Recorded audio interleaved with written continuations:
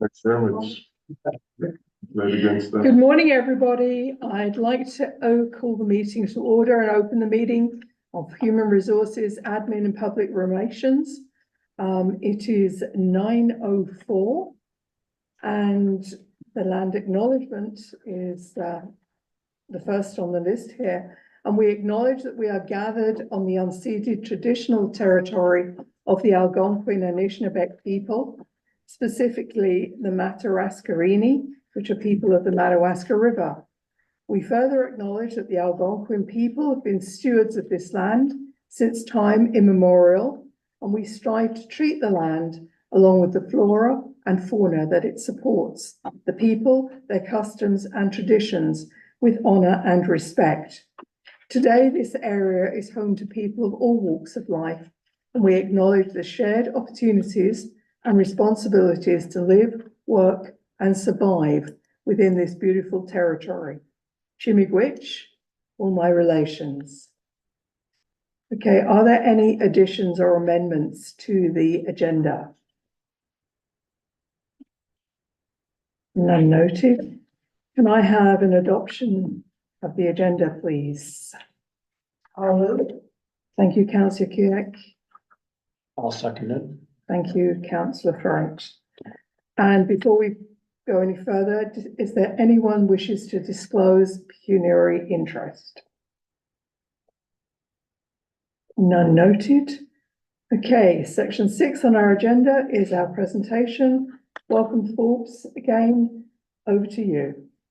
Thank you very much, Council. It's a pleasure to be before you again. Since the last time we met on the official plan, that was the public meeting that we had for the official plan. And the report that you have before you today is a culmination of all the comments that we received on the red line draft that went to public meeting and that was circulated to Ministry of Municipal Affairs and Housing for comment. I want to provide a bit of context for council as we move forward and discuss the contents of this report. Your staff and ourselves ran into a challenging situation with getting comments from the provincial government through their one window planning circulation process that has caused a tremendous amount of work. It caused a delay in getting this report back to you.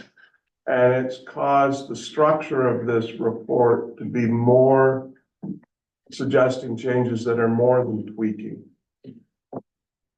The way the Planning Act is set up now, if the Ministry of Municipal Affairs and Housing is the approval authority, which is the case for South Algonquin, we do not get their comments in writing as to what changes they would like to see. Typically, in most jurisdictions that I've been working in, we will get copies of ministry comments, we will get copies of agency comments that will be very specific in terms of the changes they like to see. And it makes coming back with a revision document very efficient and relatively quick. In this case, the four of us had a phone call with ministry staff. We were explicitly told that we could not record the phone call, and that there, under no circumstances were we going to get written sort of confirmation of the content of the direction they were given. And it was up to your staff and our staff to basically handwrite what we were hearing and hoping we got it correct. As a result, coming forward, you know, there were 3 or 4 versions of comments that I was working from, trying to piece together what I thought was the gist of the direction that we're doing. That was arguably one of the more frustrating experiences I've had in the last 2 decades of my career. I think, Tracy and Brian share that frustration, to the point of being, upset. Because for a government that proposes to want to accelerate approvals and make things happen quickly, this has caused, at least a 2-month delay in getting back to you. It's caused, a significant, amount of my time to be invested that wasn't anticipated. We will still be on budget and on time for this project, but I'm going to have to eat some of that. And it's been counterproductive in every sense of the word. The other thing that council needs to be aware of is that going forward, when there is a plan presented to municipal affairs for approval, after you adopt it, after you agree to whatever changes you agree to today, when it goes back to the province for approval, they will not be consulting with you. They will make the changes they want to make to this plan without consultation. And there is no right to challenge the decision they make. The decision they make will be final. There will be no appeal options of a minister's decision on an official plan amendment. That presents a real difficult scenario for me to stand before you and tell you how to tweak your plan. And as a result, I have gone back and sections where there were multiple comments that they were concerned about, I've simply deleted, and I've gone back to what I know has been approved policies in other jurisdictions supported by ministries, so that it is at least the document that you are presented and considered has some potential to be approved as you adopt it. And so that's caused a fair amount of more research, and it's made this document quite large because there are chunks of the plan that I'm saying, let's just take it out. I know this policy has been approved. It works. Let's put it in place. That's in particular to the Ministry of Natural Resources comments, and the Ministry of Transportation comments. The one exception, is that we did have comments provided through a back door by the Ministry of the Environment, Conservation and Parks, because they recognize the frustrations about it.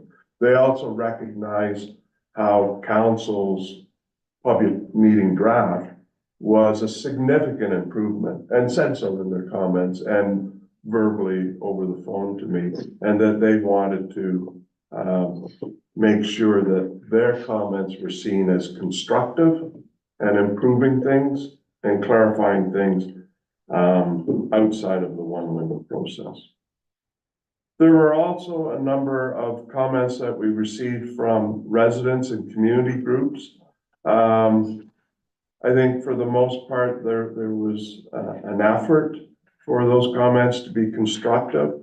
Not all public comments are policy related. A lot of the times their comments are related to other issues, whether it's property standards or zoning bylaws.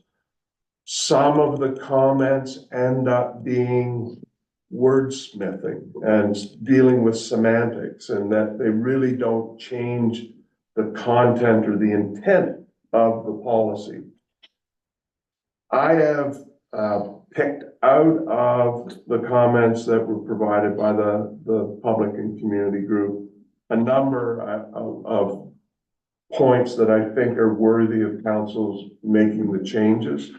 I have also, in the individual comments themselves, made brief notes about whether it's not applicable, whether I agree, whether it's wordsmithing. I want council to appreciate that that's my professional opinion. And you are not bound to just follow that. If you think there are comments that are worthy of additional consideration and discussion, please let me know. You have a much better handle on that than I do. That said, let's get at it. So the first section in the report deals with the comments from the Ministry of the Environment, MECP. And so I've summarized their comments, and then a response is a specific reference to change the red line document. I think for the most part, the changes are relatively minor. One of the things I wanted to bring your attention to is point C in this. Right now, your official plan lists all the at capacity or near capacity lake trout lakes and lake trout lakes in general. If there is to be a lake added or its status changes, whether it gets better or worse, that technically triggers an amendment to the official plan, which can be cumbersome. And so what MECP has suggested is that we put the lakes and their classification as an appendices to the document, so that when that list changes, we don't have to change the plan, we just fix Appendix A. I think that that's a constructive improvement. It certainly streamlines things and gets rid of bureaucracy. One of the other things is that Victoria Lake has not been identified as a lake trout lake in the past. It is now, but it's not at capacity, so it's just a normal lake. The other policies, I think, again, are tweaking and clarifying related to septic systems, sensitive water features, and your landfills. The other thing that they asked is that we have policies that are related to non-trout lakes, sort of the warm and the cool water lakes, and that we enshrine the 30-meter setback that we're all quite used to now in that policy section. And essentially it's triggering the 30-meter setback. One of the changes I think is important for council to appreciate is the guest cabin or bunkie policies. Right now, it talks about bunkies being connected to sewer and water systems. That I think is problematic. The ministry has picked up on that and suggested that bunkies remain dry and not have sewer and water infrastructure. The idea is it's for overflow accommodation, and that people need a shower or a washroom or wish to cook, they go into the main cottage. I think otherwise you're evolving into a situation where you've got two dwellings actually on a waterfront property, and we've talked about that being concerning. So Bob's, right now, currently our zoning bylaw permits a kitchen, but not a washroom for a guest cabin, so that's gonna have to. Yeah, I would suggest that. The kitchen, I think I wouldn't be so much concerned about the kitchen part of it, Tracy, but that it be dry. Dry. So that if they need to do dishes, they go to the main cabin. But I don't think that we should stop them from having, like a little cook stove It's just basically no or. plumbing. Yeah, it's basically no plumbing at the end of the day. But I don't have a problem with, you know, a hot plate or a barbecue or things like that. It would be the plumbing, I think, is the issue. So Forbes, would that preclude secondary dwelling units on those then? Because of course, that's a provincial policy that they do want Yeah. secondary development on properties. Yeah, and the province has made clear, a number of times to me over the last, 6 to 8 months, that secondary dwelling units should not be on waterfront properties. I think, we've talked about this around this table, and we've put in the phrase generally. If it's a permanent residence, I think that you can talk about secondary dwelling units within the residence itself, not as a second building. But if it's a seasonal residence, I think that we should be discouraging, ARUs as being permitted. So things like the granny flats should be prohibited then.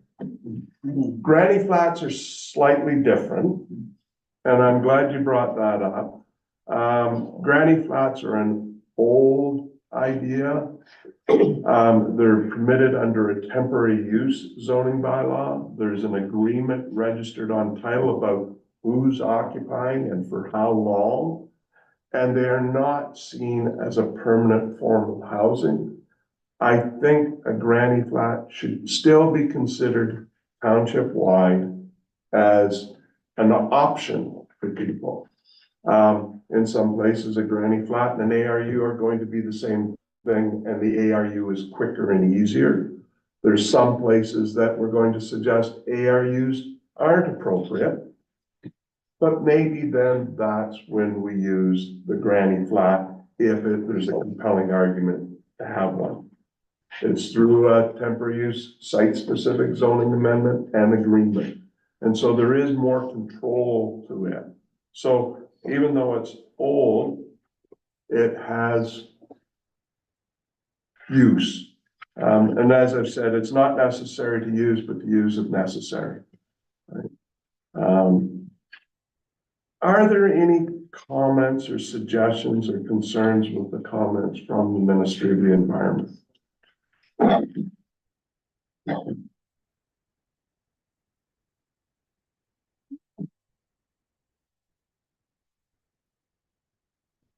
All right, I will move on to municipal affairs and housing, and that does not mean we can't go back and revisit any of these comments at any point in time today.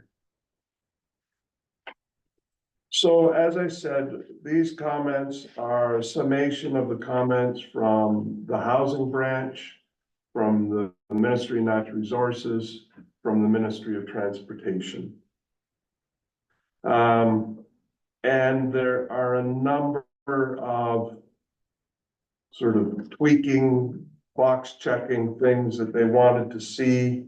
The first sort of substantive change, and I'm going to suggest that this was a good catch, is that there were not community improvement policies in your plan that give you direction, and there should be, and that was an oversight on my behalf. I should have picked that up. The province did pick that up, and what I've done is given you more or less what I consider to be a boilerplate community improvement official plan policy that's tried, tested, and true, that is in one form or another throughout a dozen communities in Eastern Ontario. It simply is giving direction. Should you ever want to do a community improvement plan, typically they would be done in your villages, right? And a community improvement plan is one area where public funds are invested strategically into private property. It's something you need to be careful about and give thought to. Many communities improve it for downtown revitalization, for neighborhood revitalization. It also triggers the opportunity for council to waive fees or charges, and also to assist with things like brownfield or contaminated site rehabilitation. So it basically makes council a partner in improving private property for the benefit of the community as a whole. I think that you'll find that these policies, for the most part, are giving direction. They're not prescribed, they're not dictating anything to council other than here's the process that happens with the community improvement plan. So it's more of a framework for it. They wanted, from the Ministry of Natural Resources and the Ministry of Mines, they wanted to make sure that their requirements under the Aggregate Resource Act for new aggregate operations were reflected. And one of the elements was that an archaeological assessment is required for all new aggregate proposals, period. And so that's E. During the course of this project, there have been a number of changes to the Planning Act. One of the first changes was that site plan control is no longer available for residential development under 10 units. We talked about that at the very beginning of this process. Since that, they went, oh, maybe we went too far. And now we can use site plan control again for waterfront development, anything within 120 meters of waterfront, and within 300 meters of an active rail line. I think that that's an important tool for council, particularly when you get into archaeology and you get into environmental issues that are attributed with redevelopment of waterfront properties that are particularly sensitive. It's a helpful tool to have, and the province realized that and it added that back in. One of the areas that we had perhaps the most comments on from the province was section 6, which were your hazards, your man-made floodplain hazards and unstable slopes. In other parts of the province, there's also karst topography, which is underground caverns, and contaminated sites, man-made contaminated sites. The comments were all over the map. They were structural in nature. And what I have done is presented to you what I believe is a fair and reasonable rewrite of section 6. And it breaks it into natural hazards, which is floodplain and unstable soils, and man-made hazards. These policies are established in multiple jurisdictions. They've been tailored slightly for South Algonquin to reflect your situation.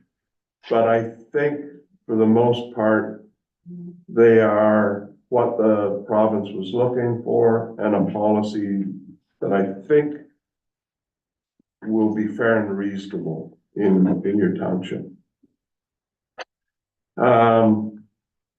It talks about studies that get triggered, particularly for contaminated sites. It also clarifies that you have no closed landfills in South Algonquin. It talks about how to decommission and clean up contaminated sites. Yes, sir. I think there are several closed waste disposal sites in the township, I had it start. Yeah. like probably more than a half a dozen.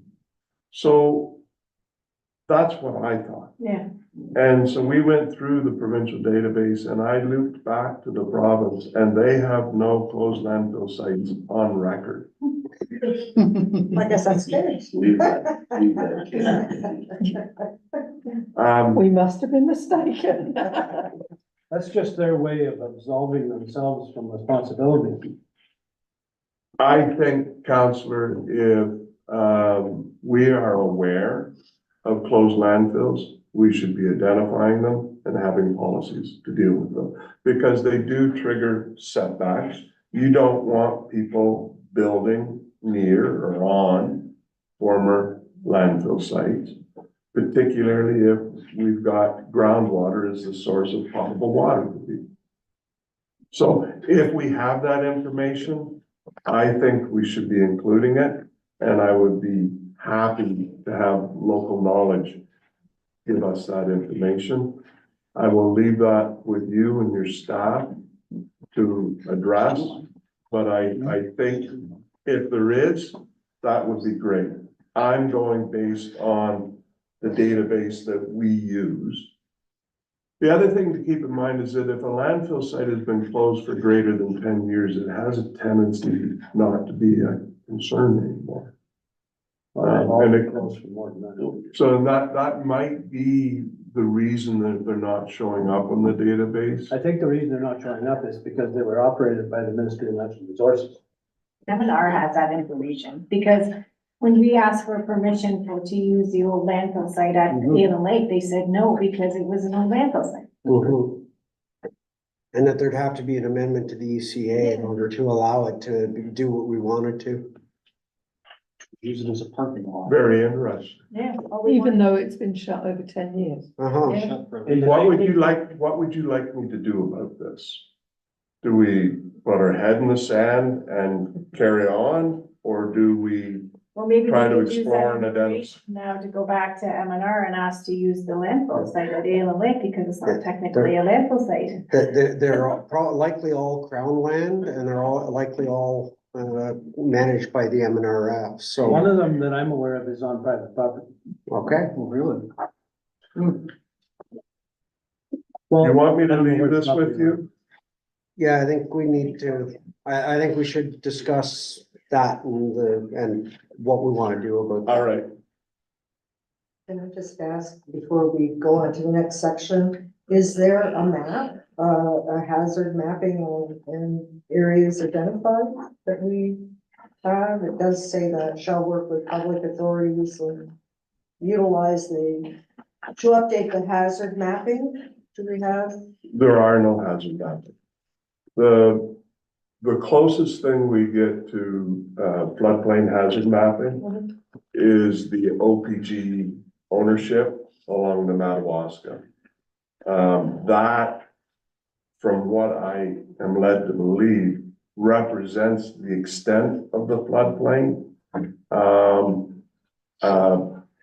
And there's two levels of floodplain. One is natural flooding, seasonal flooding, and the other is in the event of a catastrophic failure of the dams.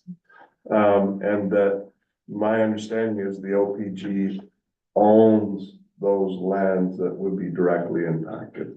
So we, for the most part, No, okay, the village of Madawaska, when OPG constructed the dam at Park Lake, reserved the right on all the properties, for flooding, or absolving themselves of responsibility. Right. So they declared almost all the village of Madawaska floodplain. Now, since then, OPG has, and Madawaska River Management, whatever that body is called, has declared a maximum water height. right, So now Ontario Hydro doesn't have the right to flood all those houses like they had in 1942 when they built the dam. correct. So in my conversation with OPG, probably 25 years ago, they said that if anybody that had the floodplain designation on their deed in Madawaska wanted it removed, that they would be open to that. Right, But they left it up to the individual property owner fair to enough. take action. What we have been able to determine is that there is no source of floodplain mapping in the township. That's not to say I am corrected, that there are lands that have the potential to flood. I fully expect that, but there is no floodplain mapping. We've tried numerous times to find it, to talk to people, to see if it exists. If something comes along, I think the best tool to use is your zoning bylaw as opposed to official plan policy. And that if there is an elevation, then that can go into the zoning bylaw and the building inspector can make sure that when they're doing footings and foundations and openings, that they're flood proof to that elevation. That's the most effective tool. Should mapping come up, we can use it and put it in place, and this is encouraging that. But this point, we don't have that mapping in any way, shape, or form. It said natural and or man-made hazards, Yes. so when I thought of that, I obviously thought of flooding, but I also thought of our landfill sites. Yeah, and as I say, we tried to source landfill sites. I had a conversation with the province and they don't have it, Right. which is typically where we get that information is from the Ministry of the Environment.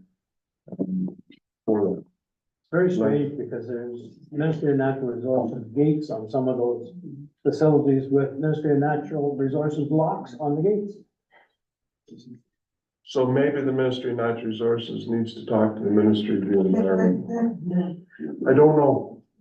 I think this is another pointer for us to revisit this before, obviously, we're gonna sign off, so. I think that, I've got that council's gonna provide direction on closed landfill. Yes,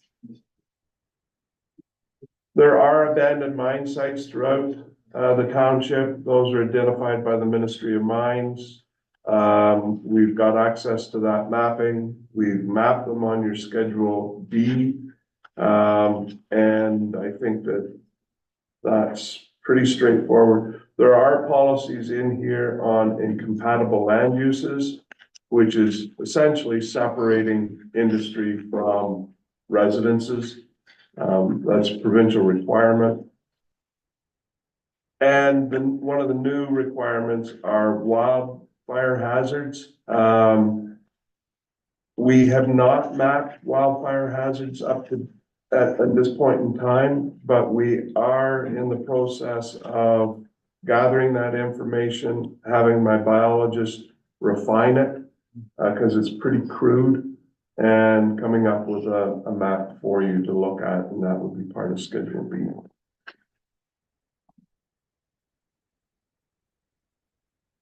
The next section deals with wholesale change to section 9.5, which are provincial highways. There was some pretty harsh language from MTO that I've tried to soften through this exercise. One of the things that I think is really important that the policies pick up on is that if there is a development proposal that gets access from MTO, that we consult with them as early as possible. They have very clear prescribed policies within 400 meters of provincial highways. These policies are, again, tried, tested, and true, and actually almost verbatim of MTO recommended policies in the county of Renfrew and the county of Lanark. And so I felt that they would be safe for you to consider and look at as being appropriate for here. There are a couple of tweaks that I've indicated that were very specific in the MTO comments, things like home occupations. The ministry comments appeared to be that they would not permit any home occupations that were industrial or commercial in nature getting access off their corridor. I felt that that was a little over the top. What we've got here is saying that proposals for home occupations that are classified as commercial or industrial require pre-consultation with MTO, as opposed to prohibiting it. And so that's the type of approach where I've tried to soften that. And again, it's very consistent with the approach that MTO is advancing these days, that they want to be pre-consulted as soon as possible. There are, if you take a look on page 14 of the report, section 525, this is one policy that I know Brian and I discussed. We were having some challenges with. They're essentially saying that new lots cannot be created on private roads that access an MPO highway. It didn't quite make sense to us, but again, we were getting it through a municipal affairs filter and verbally, so we didn't have the written comments. I think that what we're suggesting here is that for existing lots of record, they have one access point onto the highway. I think that's a fair and reasonable policy. What I've again done with softer wording is saying additional access points will require pre-consultation. Like not prohibiting, but saying you'll sit down and talk to them about it. And that waterfront properties which do not have frontage on a provincial highway shall be restricted to using provincial highway access from neighboring properties without pre-consultation with the MTO and the township. So in other words, you can't just willy-nilly create additional waterfront properties that eventually end up onto a provincial highway.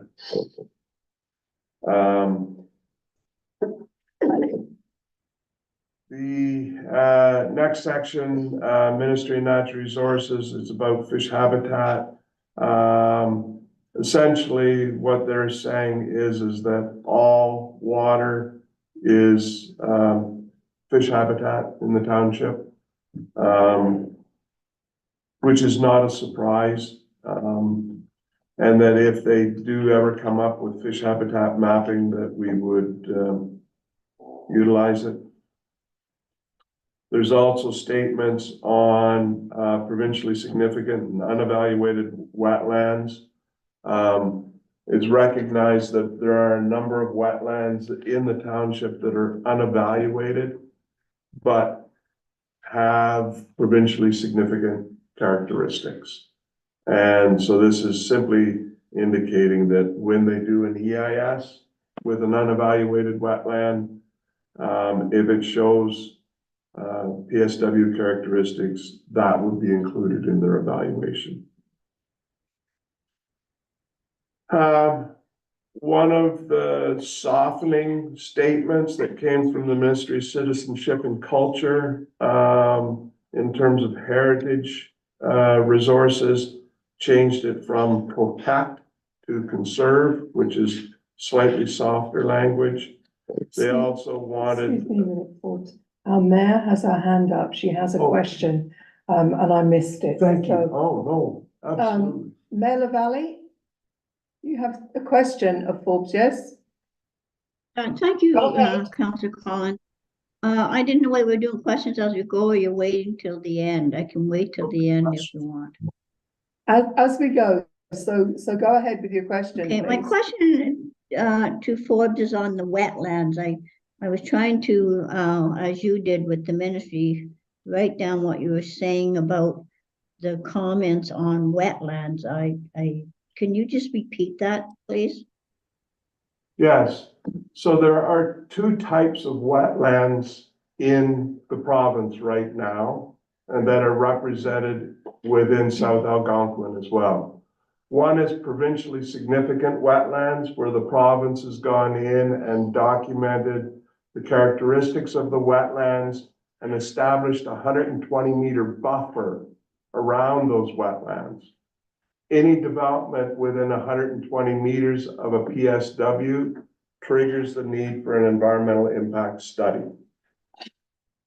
The other wetland is an unevaluated wetland, which has not been assessed, but is identified through air photography as being a wetland, and has a 30-meter setback. And any development within 30 meters of an unevaluated wetland triggers the need for an EIS. This is saying that if there's development within 30 meters of an unevaluated wetland, they need to determine whether it's provincially significant or not. What happens in practicality is people stay 30 meters back from the provincially significant wetland, and we don't trigger the need to do this. Is that clear, Mayor?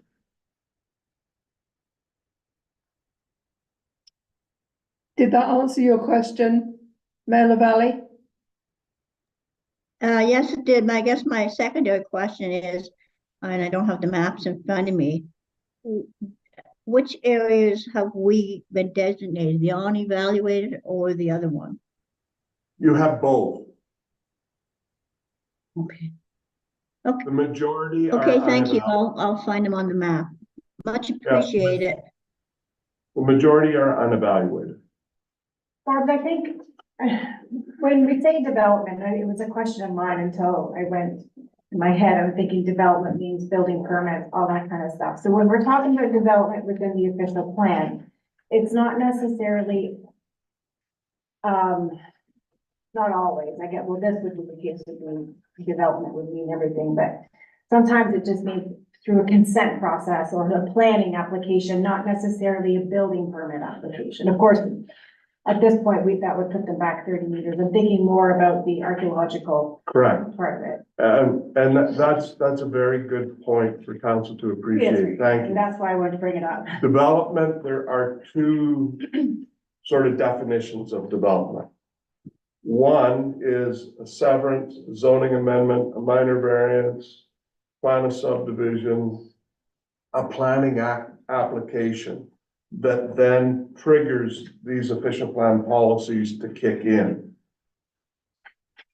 Then there is development in the zoning bylaw, and development in the zoning bylaw typically includes building permits.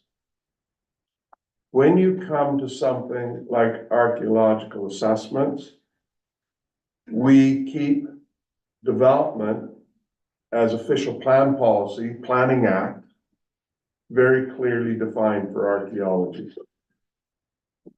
For a building permit for archaeology, it doesn't apply. Some jurisdictions do. They're typically City of Ottawa, the City of Toronto. Every building permit needs an archaeology, right? But in most rural small town Ontario, archaeology is not triggered by a building permit. If you have someone that wants to put a garage on a cottage property and it meets all the setbacks and rules, it is not going to trigger an archaeology. Someone wants to redevelop a cottage property and take the old cottage off and put a new cottage on, and that cottage is the exact same size and in the same location, it will not trigger an archaeology. They want to make it bigger. If they want to relocate it, that will trigger a need for a minor variance, typically, and that will then trigger the need for archaeology assessment. So there is two definitions of development. One's in the official plan and one's in your zoning bylaw. And the setbacks of, I just want to make sure, the setbacks of the 30 meter from EP zones That is defined within the zoning bylaw. That will go into the zoning bylaw eventually and, the 30-meter setback is triggered in the building permit activity for, in the zoning bylaw, yes. The 30-meter setback, can that cross property lines as well? I'm thinking if an area on one lot is environmentally sensitive and beside it is another lot that's obviously not. The 30-meter setback is from a physical feature, right? It's from the water's edge, right? And it will vary on a property depending on what the waterfront looks like. If there is a piece of property that is outside of the 30-meter setback from water or a wetland, it doesn't apply, and they would then just meet the normal side yard or rear yard setbacks in the zoning bylaw. Does that answer your I think question? what Joe's saying, if I had a property and it had an EP zone on it, and he had property, but what he wanted to do was within 30 meters of my wetland on my property, does he still have to meet that 30-meter setback? 30-meter setback is from a physical feature. If it's on a budding property, then you have to meet that, right? It's from the physical feature, it is not related to lot lines. So it doesn't matter if it's only 10 meters in the zoning bylaw from your property line, you still have to meet 30 meters. That's to be correct. wet. Thank you. Conceivably, within that 30 meters, it could be 100 feet of difference in elevation as well. That's true. Mhm. That's true. And the 30-meter setback has been through the courts, it's been through the Ontario Land Tribunal. That issue has been debated and discussed, and the provincial position is that they're sticking with the 30-meter setback regardless of vertical elevation.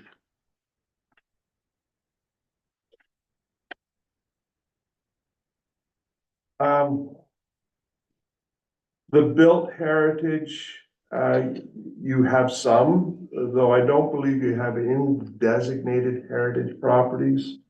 But you may wish over time. There's policies for this now.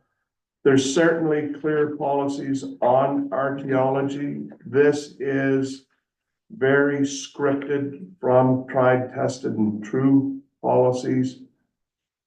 The one on page 15 under 10.13.3, the main trigger for archaeology, the one that I've seen 99% of the time, is the second bullet, the presence of water, primary, secondary, or ancient, within 300 meters. So if you're triggering a Planning Act application and you're within 300 meters of water, you are looking at an archaeology, unless the site has been substantially disturbed. And that is a term that I've received a fair amount of training from the archaeologists at Trent University that specialize in this. One of them actually sat on the provincial panel that came up with these criteria. And I'll give you an example. Grandpa builds a cottage in 1959. It's 20 by 24, nice little cabin, 15 meters back from the shoreline. And he's built it over a summer, and it's on piers, right? There's no foundation.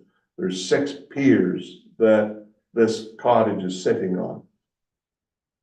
Those 6 piers each represent about 1 square meter each. There's been 6 meters of disturbance on that cottage property. They had an outhouse. That's another 3 meters disturbance. In total, you could say that there's been less than 10 meters of disturbance on that site. Someone wishes to take Grandpa's cottage down and rebuild a new modern cottage with a modern septic system and a garage and a foundation. They will be triggering an archaeological assessment.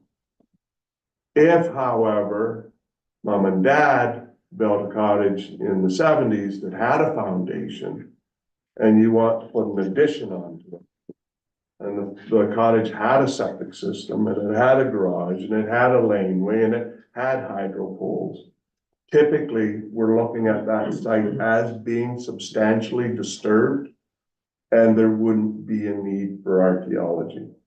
It is done on a site-by-site basis. It has to be done with great care because it's a $5,000 ante to do a stage 1. A stage 2 is another $10,000. And then you go in increments of $20,000 and up. And they take 6 to 8 months to do. So if we're asking for one, we have to have good grounds and do it with thought and reason.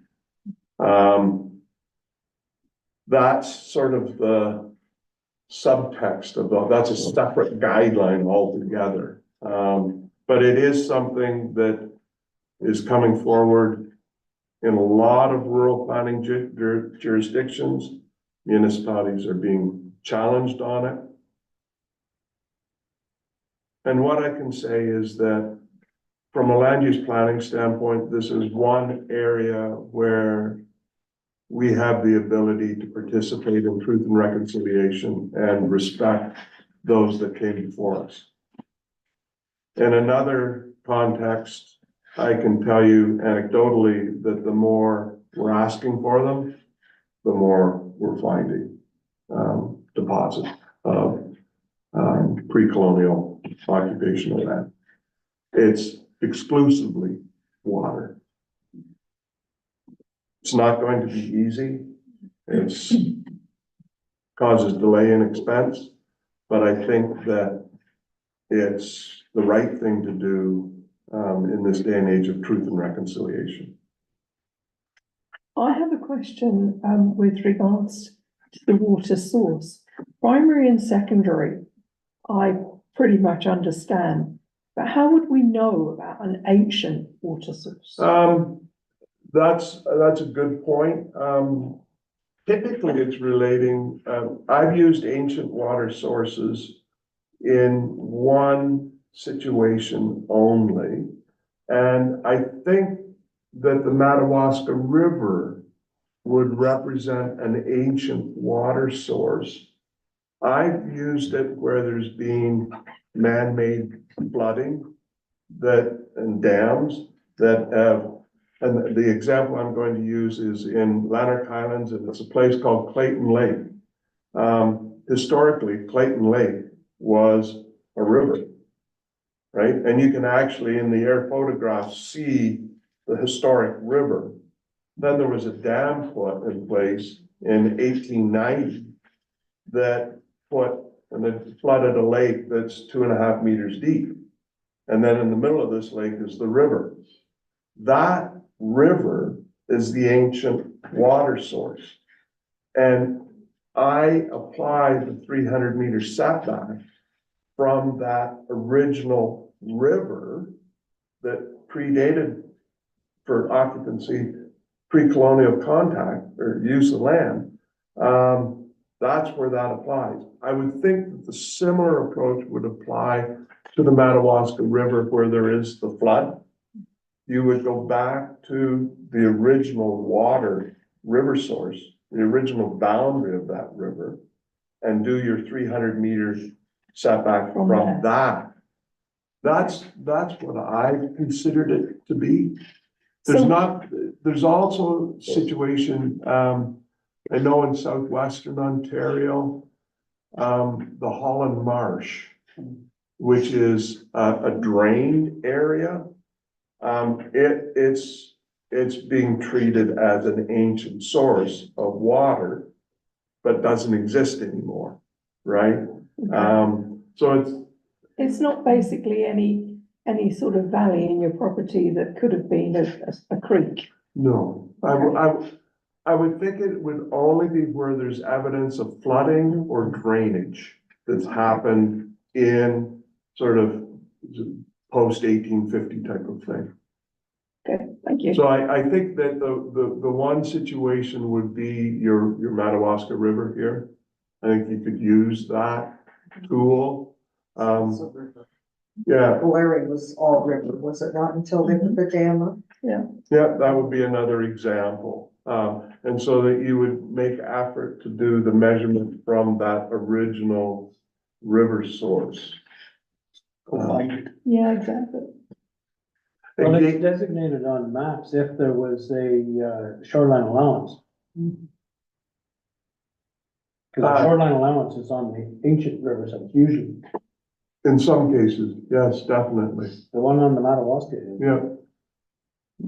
I know we had surveying done along Shot Creek and the surveyor went out in a boat and put soundings down so that he could ascertain the correct lines from where the original, what the flooded water area was. It's easy to see right now. It is, yeah, So yeah. again, the whole issue of archaeological assessment and the need and the triggers becomes a bit of an art. And again, knowing the cost and the time it takes, we want to make sure that if we're triggering one, we're doing what with thought and care. Thank you. Thank you.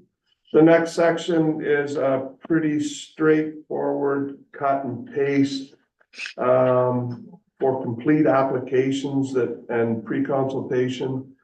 The whole planning system right now is based on pre-consulting with the municipality before you put in an application. And the municipality needs to have their act together to say, these are the studies that need to come in with your application. And having clear policies in your official plan as to the shopping list of studies was recommended by the province. And again, this is a tweaked policy that has been somewhat tried, tested, and true, and hopefully will be consistent with what municipal affairs was requesting. There's a whole bunch of miscellaneous things that they've asked for. There were a number of definitions that were making reference to the PTS that they did not want in the plan, which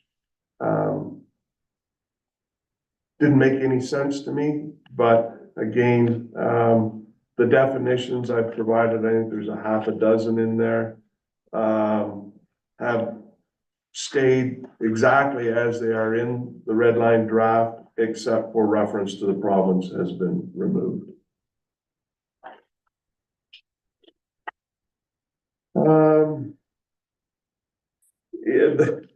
There was references to a Schedule C, it should have been Schedule B, that's been fixed. And I think other than putting the provincial cycling network on the map, pretty well everything else is tickety-boo. The comments from the public is the next section. There were comments, recommended changes, actually a very good pickup in section 11.3.1. It talked about more than 4 lots for a plan of subdivision. It should be 4 or more lots. It actually is important, actually, because you're limited to 3 lots by severance. If you came in with 4 lots, you were in this policy no man's land. So it was actually a very good pickup. We got comments from Hay Lake Cottagers that provided us some information. It didn't change any policies. We also got, had correspondence with the Mackenzie Lake property owners throughout the project. Tracy brought forward a report to you back in September. And I think that report is basically saying, when we get a plan from you, we'll look at it, and if we need to change policies, we'll change policies. there was suggestions that we need to have senior housing. I think we recognize that. I don't think there are policies that prohibit seniors housing. We also had extensive comments from SABA, the South Algonquin Business Alliance.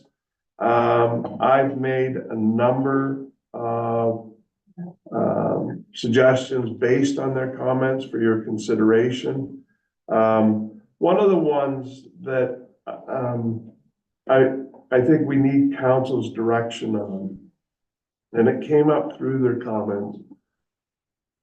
I changed the reference to seniors to 55 because a lot of planning documents and a lot of programs we have now start seniors at 55, despite my wife's protest. They've taken issue with that. They're also wanting to have specific references to youth in the document or younger populations. It's neither here nor there to me. If you want it to go back to 65, we can keep it 65. If you want to keep it 55, we can keep it 55. I do need council direction on that. And whether you wish us to include policies specifically referencing the attraction of people in the 15 to 55 age groups. There's a couple of points there. So I will leave that with you. I just have a question in regards to the age of seniors. What is the provincial norm, I guess? Is it 65 or? It's all over the map. It's all over the map. It's program specific. The lowest it is 55. That's why I've put in policy at 55. I think that that's the minimum threshold. I read a planning report not too long ago that was referencing seniors and went to the Shoppers Drug Mart definition, right, which is 55. I was just gonna mention that. My wife, Allison, made reference to the Costco definition, which is 55. It's not a big deal one way or the other. It's not going to create issues one way or the other. I just think if we're going to be doing it, let's have a number that we know it's not going to be lower. We know it can be higher. That was my thinking. I think we have an impact on a granny flat, and an age thing there. If someone wants to put a granny flat onto their property or into their property, is it potentially for someone over the age of 55? That's a great. Where do we go with that? That's a great question, Councillor, and I'm going to, first off, start saying that the term granny flat has become politically correct, and we refer to them as garden suites now. Okay, And garden that's suites, fine. garden suites actually can be used for a whole range of personal, social scenarios. I know people that have used them for adult children that have disabilities. I know that they've been used for adult children that are coming out of halfway houses. But the parents want to keep them close, but give them some independence. They're not just for grandma and grandpa. So, I've had- live in au pairs, that sort of thing. Yeah. Would be still acceptable. Yeah, in that. absolutely. Okay, I've had one specifically that was for an auntie that wasn't directly blood family member, but she's been part of the family forever. She wasn't a granny. Yeah, But okay. she wasn't family either. The thing about the garden suites is they're a site-specific temporary use zoning amendment for up to 20 years. Okay. And it triggers an agreement to be registered on title saying, this is who is in this unit. And when this person is no longer in this unit, It either has to be occupied by a new person and we amend the agreement, or the use has to be removed. But it could be a very generic, not a person. Could it be a care worker for the family? Absolutely, It could be a very generic title. absolutely, Okay, absolutely. And so it's not a granny flat anymore. It's a garden suite. that's fine. But that's a great question. Thank you. When I think of senior, I think of 65, and that's only because that's when your old age security and CPP usually kicks in, right? So to me, senior is 65.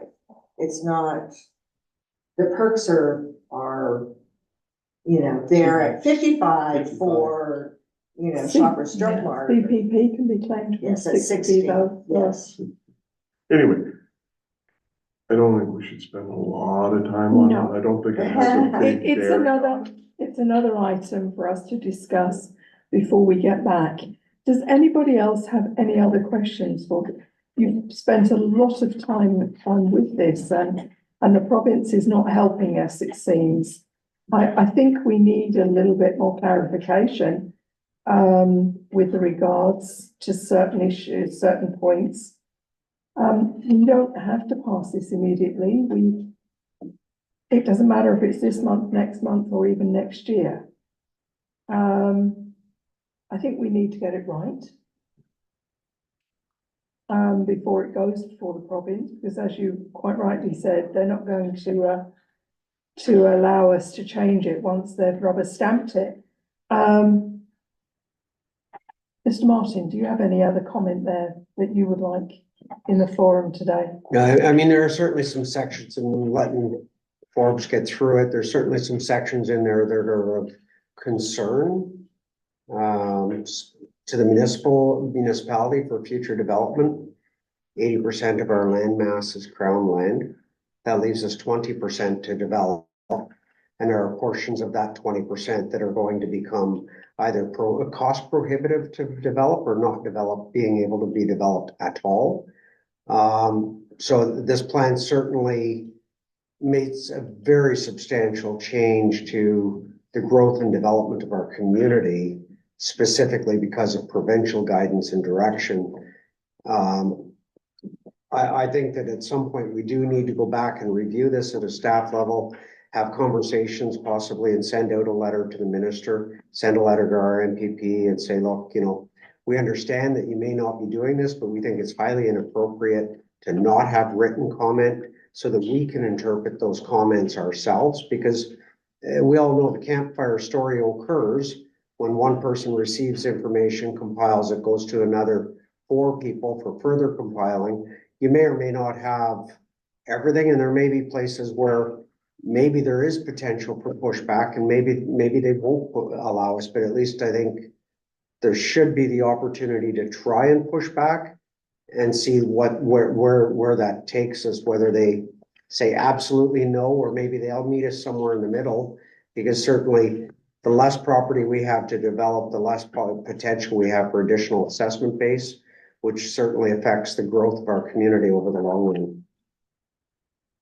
There are 3 points under section 1.4, page 23, that I want to highlight for council, because they were specific points that were brought up by council during the public meeting and that I made overtures that I would address. Mm-hmm. The first one is that we've removed the statement of what is a minimum lot size in the official plan. And we are referring that to the zoning bylaw, which gives the authority to council to determine what is an appropriate lot size, as opposed to a 1 hectare. And I think that there was a fair amount of frustration with lots less than 1 hectare triggering a hydrogeologic assessment. This will allow council to determine, when you do your zoning bylaw, what the appropriate minimum lot size is that you think. There are a number of jurisdictions that use 1 acre still. And what the first 2 points are saying is that the bylaw will determine the minimum lot size. And then the 11.17 says that if there is a lot that's proposed less than the minimum set out in the zoning bylaw, it will trigger a hydrogeologic assessment. So this will put this more in control of council Mhm. and less at a provincial macro level. Do you think, I'm hoping that this wording will get through the province. I'm just saying, do you think they will allow you to take it out? We looked at a number of Northern Ontario official plans. And this seems to be a common approach that's being used. And all we can do is make an effort to try. Okay, The next section is that we've clarified that development can have frontage on existing private and crown roads, subject to the policies of 911-2 of the official plan. There was a prohibitive statement in there.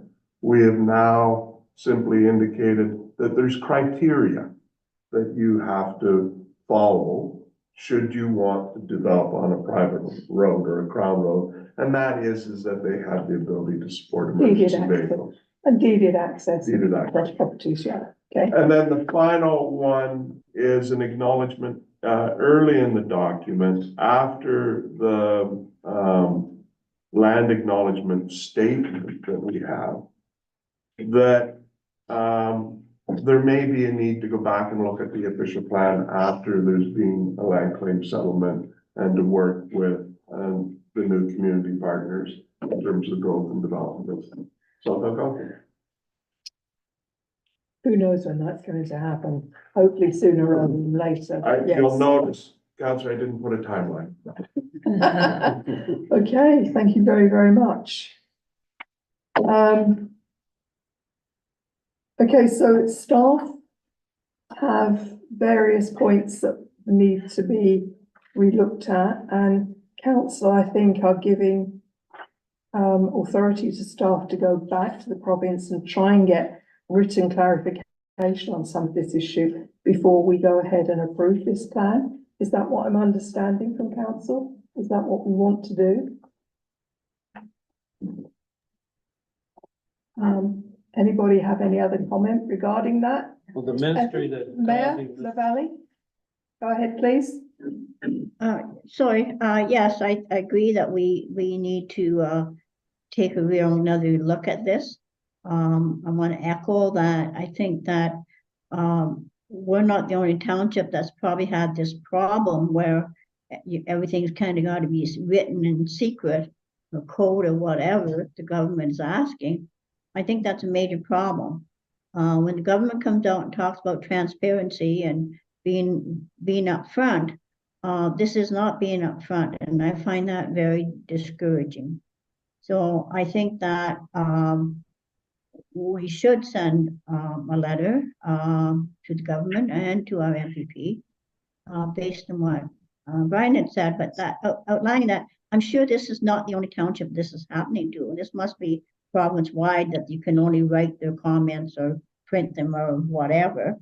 So I think it's totally inappropriate to ask townships to pass these plans when the government isn't giving us a fair way to work either. So I want to say thank you to Forbes for the great work that you and your company has done. I'm kind of discouraged that this kind of, hasn't got more teeth and isn't able to move ahead. But in the interest of doing this right, I think we have to sit back and digest this and then come back with comments. So those are my comments to members of council. Thank you, Mayor.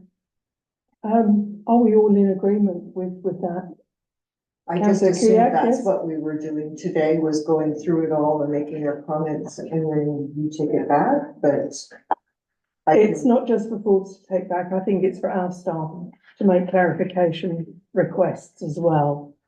And certainly if there's any areas within this from Forbes' report that council has any specific concerns with, any issues in the redlining of the document, please get those back to us as well, because I think if we're gonna look at how or what maybe our priorities to try and get some change maybe adjusted, that those areas we should be fully aware of at an elected level. Certainly some of their stuff in here is really going to restrict development, and we just can't afford to have some of the restriction, considering they're pushing to have homes built in the province of Ontario and to cut red tape. They've certainly stymied this rural area, given the nature that we're so much crown land and so little for us to actually develop. So would it be reasonable for us to go and make our comments and send them back to you? Absolutely. Okay. And I'll take a culmination of those and summarize that document, and then we'll have conversations with Forbes and figure out what the best avenue is forward. Certainly, I don't have a problem drafting a letter that I can share with the elected prior to it going out to our member of parliament, the municipal affairs and housing in North Region, as well as the minister responsible, so that they're aware of the concerns we have. And as Ethel said, this isn't just us. This will be others that are in this process or others coming behind us. And it's really unfair for them to expect us to believe the campfire story or to interpret the campfire story and not to have physical documentation to be able to say this is definitively what they are telling us. And this is the agency that's told us this. So if we want to call them to task and say, why do you need this way? We don't have that ability because we're not sure where the comment come from or whether it's a comment that's been misinterpreted by somebody else in between. Okay, let's see how we go with that. The only one question I have is the one response that you had from the Business Alliance question, and that was the maximum height for an apartment building. Yeah, I was just looking at too. Yeah, so the official plan right now restricts the maximum height of an apartment building to 2 stories. There are no 2-story apartment buildings being built anymore. Okay, Historically, that 2-story limitation was related to the Ontario Building Code, where you could only use stick frame up to 2 stories. Now they're going up to 6 stories with stick frame. I would encourage you to look as a minimum, making it 4 stories, and would not think that you would be out of bounds putting a cap at 6 stories. But 4 stories is the most common form of small town apartment being built now outside of Lapines and Renfrew. Do we need to clarify that within the official plan, or could that be managed within the zoning bylaw amendment that we'll be doing? Typically, official plans have a height limit in them. But there's no reason why we wouldn't be able to just eliminate height if you wanted and not have that barrier one way or the other. But my experience is that most official plans have a height limit, and 4 and 6 is very, very common these days with my rural and small town municipalities that I represent. and this is strictly for apartment housing. Yeah, it would be, well, I think the context is apartment housing, but I think that if it was senior citizens complex Right, or that's- yeah. assisted living complex or palliative care complex or whatever it would be, you wouldn't want to put a 2-story limit Right. on that. I That think- would be, Just remember my daughter living out in Saskatoon, and they had this small little 1-story, and the whole probably neighborhood were all these small little 1-story century homes. And somebody came in, bought the one beside her, demolished it, and then put a 3-story, very modern looking house in there. And it was such an upset, but you know, what could you do? But I mean, literally, it just looked so out of place where everybody else was still very turn of the century. And it does, and, going forward, addressing our housing crisis, particularly when we're getting into smaller urban areas. Density challenges the norm, Right. right? But, I think we get over it after the initial shock. We sort of get over it and go, okay, as a planner, one of the things that we're quite sensitive to when we have increased height in a low density area is not looking onto people's backyards, not creating a privacy problem. And that how you situate those, where you have balconies, things of that nature, you really start getting into that fine grained detail when you're looking at height and existing neighborhoods. And that's why you have site plan control for apartment buildings, to be able to regulate that and look after that. But it is, I think going forward, it's just something that we sort of have to get used to. Mhm. Well, look what they're doing in Ottawa with the buildings, they're complaining because they're gonna cast shadows on the research part. Yeah, and sun shadow studies are very common now. I think we have to be very cognizant of the fact that our fire department wouldn't be capable of extinguishing a fire on the fourth floor. We don't have the equipment. So if we're gonna allow 4 floors, we gotta be prepared to spend $500,000 for new apparatus.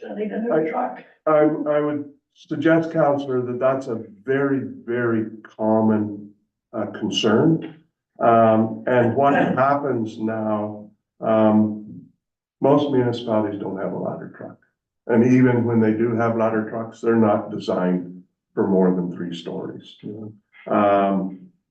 But the increased height is happening, and what happens is that during the design of the apartment building, they build in sprinkler systems, they build in their own wet reservoirs that are meant to address the life safety issues that you're talking about. And so going to increased height does not trigger the need for capital on fire. It does trigger the need for additional training in terms of developing standard operating procedure about how to attack a fire in those buildings. So whether or not you're gonna attack a fire, if your ladder only goes up to the 3rd floor, and there's somebody on the 4th floor ready to jump out the window, Yeah, you don't have to be actually actively fighting the fire, but you're gonna be involved in rescue. yeah, And you're not gonna be capable of doing that. So and it does trigger the need for more equipment. I'll leave that with you.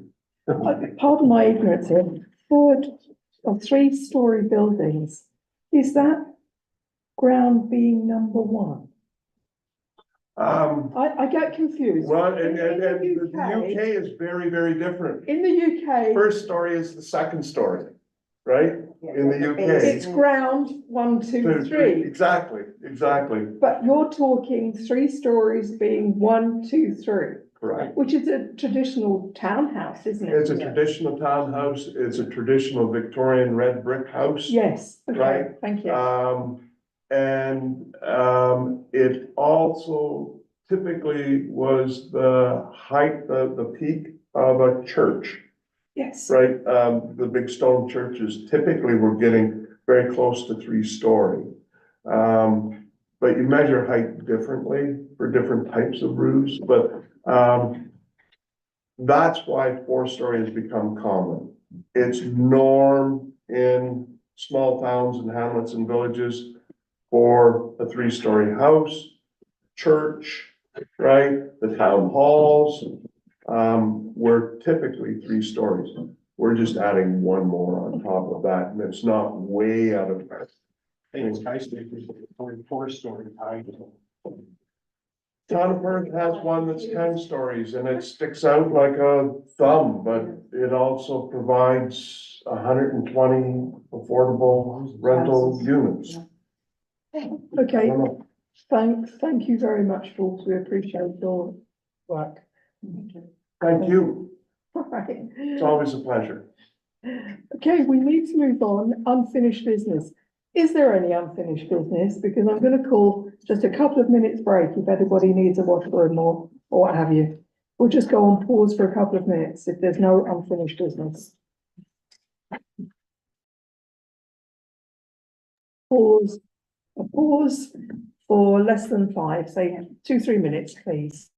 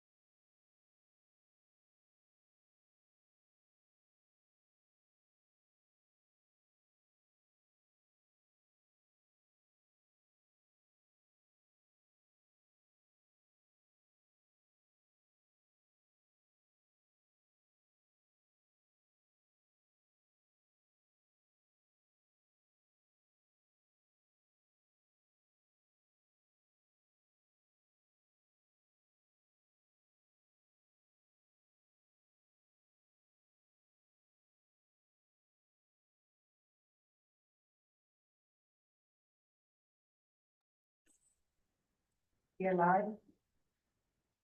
Sean and Ethel, are you able to rejoin us now?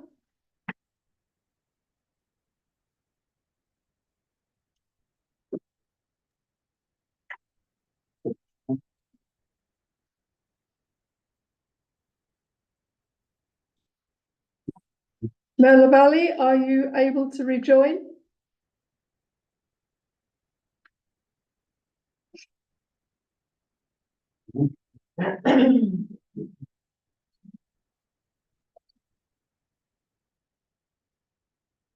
Thank you. Sorry, I'm here. I just had to take a call, Counselor Collins. Thank you. We're all here and ready, and we move on to the next part of our agenda this morning, which is a presentation of draft budget for 2024, also known as the Brian and Jennifer Show.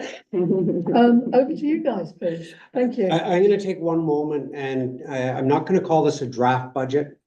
This is a preliminary review of the budget.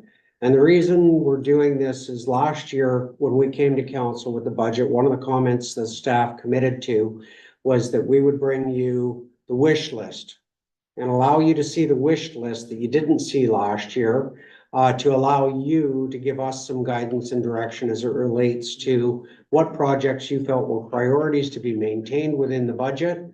And so what you are seeing today is by far not the end numbers. I'm sure some of you are very surprised at where those numbers landed, but I just wanted to put that clarification in before we got started, that this is not a draft. This is a preliminary review of our budget, of where we are today. And I would, at the end of this, what I would hope we would have is maybe some of council's do not cut list items, an idea of what COLA should look like from the perspective of our staff wage grid, whether that's 0, 1, 2, 3%. And then an idea of where council is going to be comfortable landing at the end of the day as it relates to taxes. And I would hope then that staff can go back, dissect the budget, try and leave in those things that council wishes to be left in. And we can bring you back another version of this with the cut list, as well as what's remaining and where we are and the implications of what we've left in and how that affects the budget. I'll turn that over to Jennifer, who's done a lot of work on this budget. And I do want to thank Jennifer and the other senior management team members for the effort that they put into, getting us where we are at the moment. But as I said, the wish list is here. So there are things yet to come out and we're going to need some direction on that.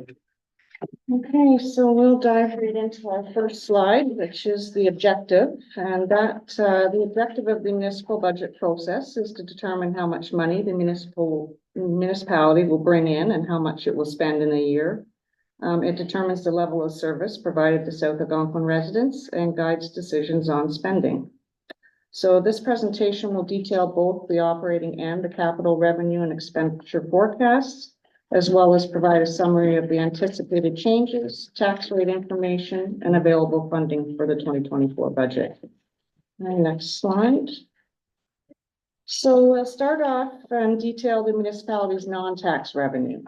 So the left-hand column shows our functional categories, and we'll begin with the general government, with a 2024 budget of $1,174,150. So this is largely comprised of the Ontario Municipal Partnership Fund and departmental generated fees of $131,000. That's up. We've seen a significant increase in investment income due to the Bank of Canada interest rate hikes this past year. And within that as well, we have the application for the summer jobs grant. It has been submitted for 2 employees, and the Amp It Up grant for $10,000. And if approved, will fund the last component of our asset management plan. Looking at protection, a fire department cost recovery from accident scene attendants, a Ministry of Natural Resource and Forest Fire agreement funds. Building and septic permit revenues make up the $63,000 amount. There were a few larger demolition and construction jobs in 2023, but the chief building official doesn't anticipate the same for 2024. And within that, we've also, the anticipated revenues have incorporated the new schedule of fee increases. Now moving to transportation, the 2024 budget for non-tax revenue is $307,000. This includes $66,000 from the Canada Community Building Fund, $117,000 from Ontario Community Infrastructure Fund, and NORDS, or the Northern Ontario Resource Development Support Fund, of $91,000. So collectively, that's a 26% decrease in infrastructure funding, which we'll detail in the next slides. Moving to environmental revenues, these include tipping fees and reimbursement programs such as the electronic products, metal recycling, product care, and automotive material programs. Our health and social services revenues include rent received for the medical center, the resource center, and the EMS ambulance bays.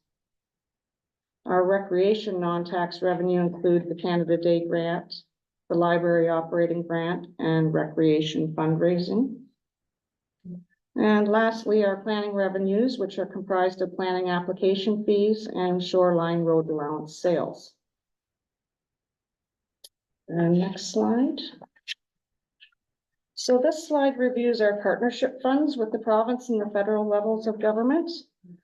First is the OMF, which is the Ontario Municipal Partnership Fund. That has increased from 2023 by $15,000, so up 1.3%. We'll be using that to fund the operating expenditures. The court security grant is a small credit we received from the Ministry of Finance, and this helps supplement our policing costs. OSIF, for the Ontario Community Infrastructure Fund grant, has a reduction from 2023 of $20,000, or the equivalent of 17.6% decrease from 2023. This particular grant is formula-based with many factors and is directly linked to our asset management plan. Unlike the UMP funding, the ministry does not disclose the exact calculations to municipalities for staff to analyze. There are some municipal associations that are currently advocating for transparency around the funding allocation process. So we'll see where that leads to. The next is the Canada Community Building Fund. So this is formerly known as our gas tax. It had a reduction of $6,203, or 8.5% from 2023. Our agreement with the federal government ended in 2023. A new agreement is pending approval, but they have given us a 5-year estimated allocation, which states our funding will graduate up until it reaches $71,867 in 2027.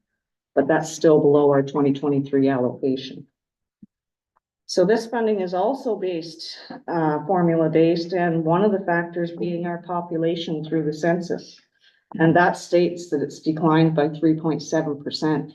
So between 2016 and 2021, we were at 1,096, and we've dropped to 1,055. So the next census, if I just go by dates, would be the 2026 before we'll see how we make it with that. So the reduction of the OSIF and the gas tax grants is the equivalent to an approximate 1% tax rate. This funding is earmarked for road infrastructure projects and cannot be used for equipment, vehicle, or building replacement. So we're on our own to plan for those future costs at this point, as there seems to be very minimal grant funding available to support those types of purchases. And lastly, the Canada Heritage Grant funds our Canada Day celebrations. Next slide. So here we'll look at some other grants that are expected in 2024. The NORDS grant, which is the Northern Ontario Resource Development Support Grant, which was approved in 2021 for the Hay Creek Road Reconstruction Project. So this is a 5-year agreement that will bring the municipality $473,000. Unfortunately, this grant is set up so any interest accrued on NORD's balance is subtracted from their ending their annual funding allocation of 94,000. So in this case, the high interest rates are not working in our favor. The Amp It Up grant is for 10,000. If approved, we will fund the last component of our asset management plan, which is the financial plan. Brian has also applied for a Hydro One grant, 10,000, and if approved, will fund the accessible playground equipment at Lester Smith Playground.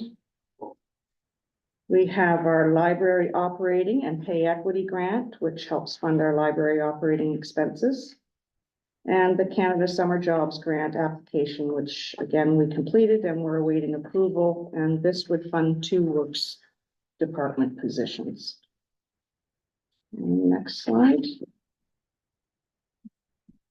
Moving to our operating expenses. We've all noticed the cost of everything has risen dramatically. Inflation is the driving force behind the rising prices of goods and services. Just a couple statistics I've read is following a 40-year high increase of 6.8% in 2022, the consumer price index rose 3.9 on average in 2023. So aside from 2022, the annual average increase in 2023 is the largest seen since 1991. Currently, we're sitting at 2.9% inflation rate, which is a decrease from December's 3.4. So it does appear that the Bank of Canada's rate increases are doing what they intend them to do and bring inflation down. So this has impacted our budget and can be seen through the increased cost of goods, services, everything from fuel to supplies to our levy supports. Within our operating budget, we have a 3.3 cost of living adjustment for council and staff.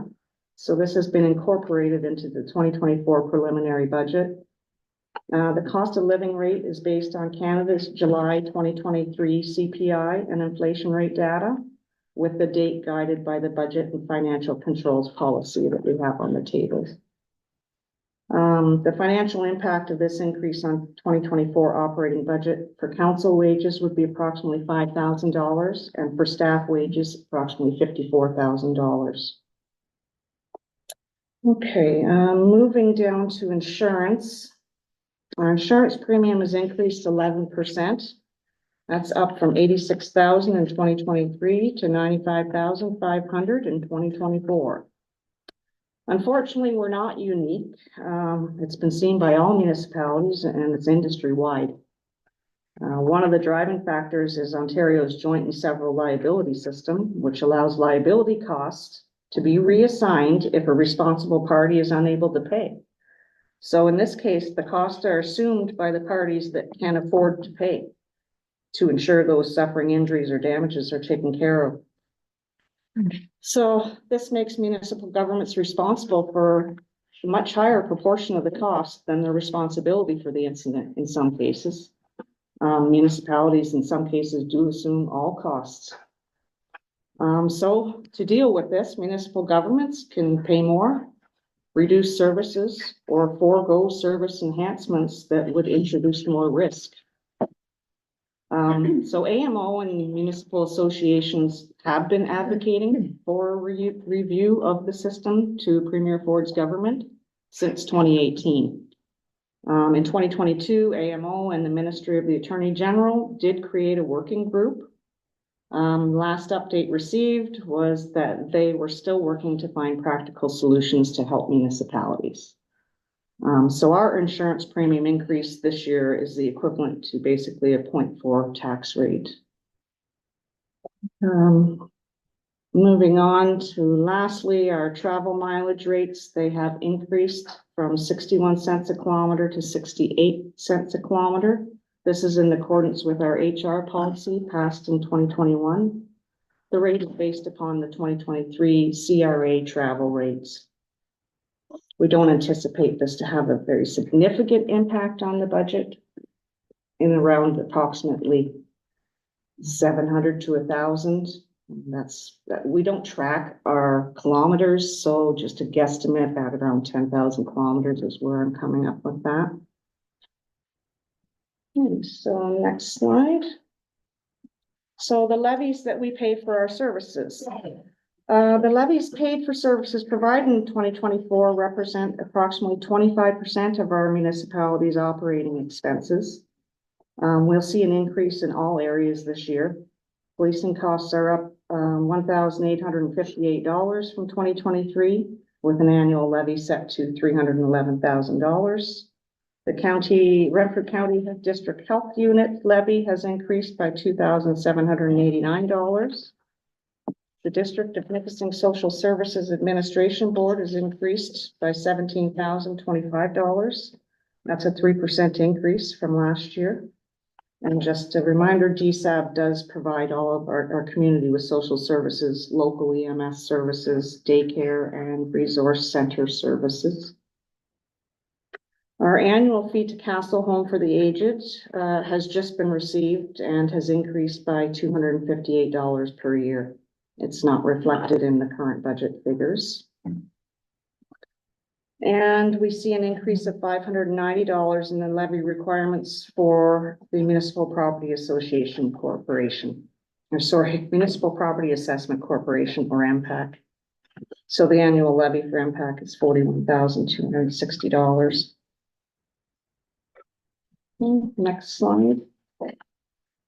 Okay, so this slide's going to detail our proposed capital spending for 2024. I'll detail the first couple, I don't have a lot of information, but the largest general government capital expenditure request this year would be a custodian vehicle at an approximate $40,000. Our custodian believes he would see increased efficiencies if he was able to store some of his product and cleaning equipment within one vehicle. So currently he uses his own vehicle when there isn't a township vehicle available. And the second request under general government, the municipal office entrance security door renovation, which is estimated at $4,200. The fire department had new bunker gear, burn signal signage, and an antique hose reel installation project. So those are carried forward from 2023. And I'll ask Ian to join the conversation to maybe go over some of the specifics within the fire protection.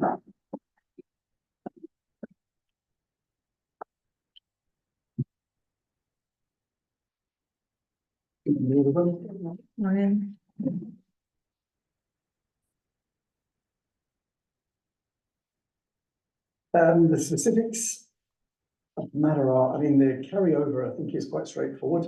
With regard to the burn boards, I applied to the MTO for permission to install the 4 burn boards in east and west on Highway 60, 127 and 523 to cover all of the entrances into the township.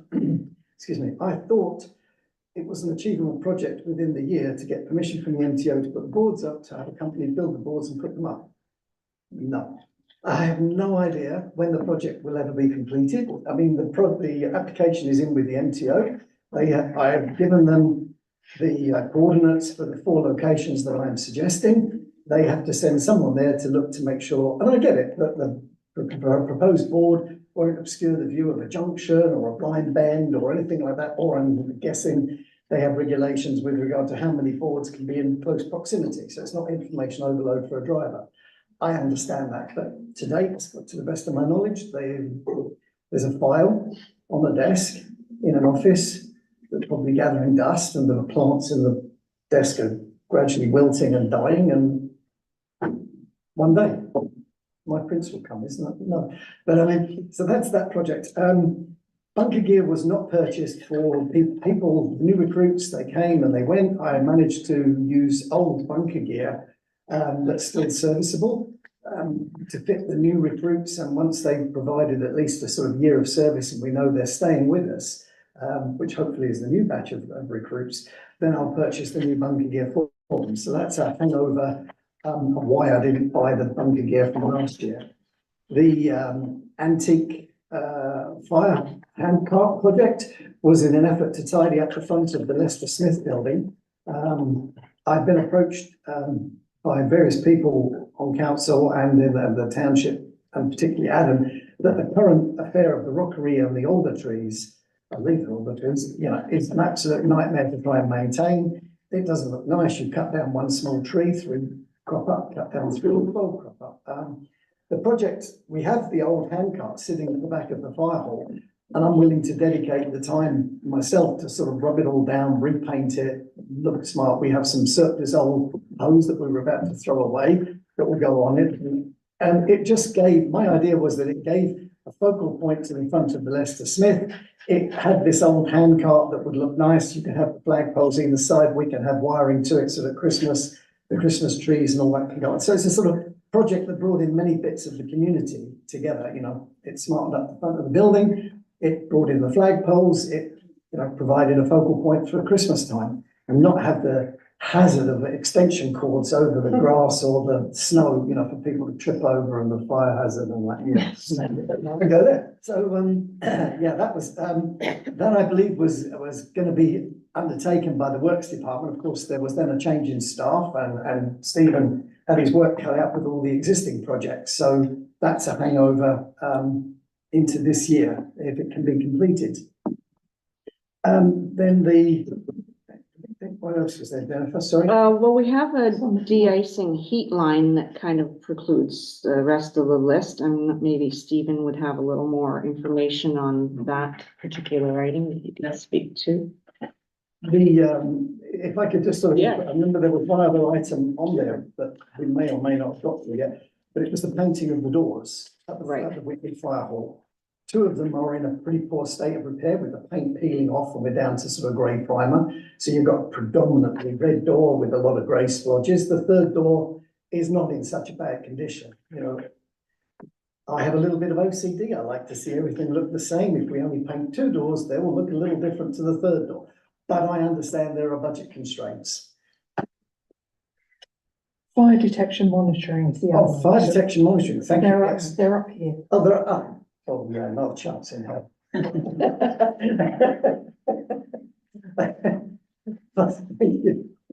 Yeah, it came to my attention when thank you, Stephen. Yeah. We haven't talked about that, but we'll read it. Okay. So the icing heat line, I understand the. I can speak Yeah, to Stephen, that one. speak to that. So, it was brought to my attention, there's been an issue with, ice buildup along the roof line. Years ago, I think you guys had, there was eave troughs that were added to the sides of the roof of the fire hall here in Whitney. The main cause to the issue is there's heat loss through the attic into the ceiling. And then that heat loss is causing water to form on the roof. The water is coming down to the edge of the roof. It's freezing, causing icicles and water buildup back onto the roof, which is causing water issues on the inside of it. So that's what I had done was I got a few quotations for something that would eliminate the ice along the two sides of the building. So that would be just heat trace cables along the sides. So one option was it was an $8,000 option where you would have heat trace, heat cable running through the eave troughs down the downspouts, which should keep the ice built, because what happens is the water slides down your roof, hits the edge of the roof where it's cold, freezes there, and it doesn't carry back up onto the roof. So if you can eliminate the ice buildup at the edge of the roof, it allows it to get into your gutters and down your spout. So it shouldn't cause the water to build back up the roof and cause leaking on the inside. So one option is to just run heat cables in the eave troughs and the downspouts. That option was an $8,000 option. The other option, which the subcontractor had mentioned, is you see it typically on a lot of roofs, that people coil it back and forth. Now it's a very expensive, that heat cable is expensive per lineal foot. So if you start coiling it back and forth, it's quite a bit more expensive of an option to go with. So this would be two options to eliminate the ice buildup and potentially the water issue on the inside. If you wanted to fix the actual heat loss issue, it's a bigger issue on its own. Because you'd have to look at different options of either trying to to insulate the attic more, and it's hard to get at the attic. Or the actual space in the attic itself, there's not a whole lot of space in the attic. So, like, it's a bigger issue and it's gonna cost a lot more to fix that issue if you wanna do it properly. So as I did put in these two options for heat cable, it should eliminate the ice buildup and hopefully the water backing up into the inside of the building. That would be a temporary fix for the time being, is what I put in there. It seems to me that the fire hall where the vehicles obviously are stored, only needs to be above freezing. It's the classroom and the area and the office that needs to be warmer for training purposes, etc. Is there any way of dealing so that we keep the actual heat down a little bit less where the vehicles are and just boost the heating up in the classroom area? Is that possible? Absolutely. It's already done. Okay, Okay, this year, in consultation with Adam and myself, we've been monitoring and keeping the heat level in the fire hall to around about 10, 12 degrees. Enough, we don't need the equipment like red hot, we need it warm, we don't need the water freezing. The temperature in the classroom is way down, it just allows the residual heat from the fire hall to filter through to the classroom. Unfortunately, in the classroom, that accesses the kitchen and the only washroom up there as well. So we can't turn the heating off up there completely for the danger and fear of the kitchen and toilet freezing. But we do keep it to a minimum and just turn it up on training nights, which is 2 nights a month. And also the idea was by turning down the temperature in the fire hall, where the heater is directly underneath the ceiling and the insulation on the roof, that we'd actually stop that heat transfer and melting the snow that's on the roof. I think we've been, well, how can we tell? We're not comparing apples for apples. You know, we certainly have kept the heat down in an effort to stop that melting, but this year we haven't had as much snow on the roof. So I can't tell you it's a great success, but we have been doing exactly that. okay, so we may not need that line item then, or minimum, we're talking No, maybe it's still.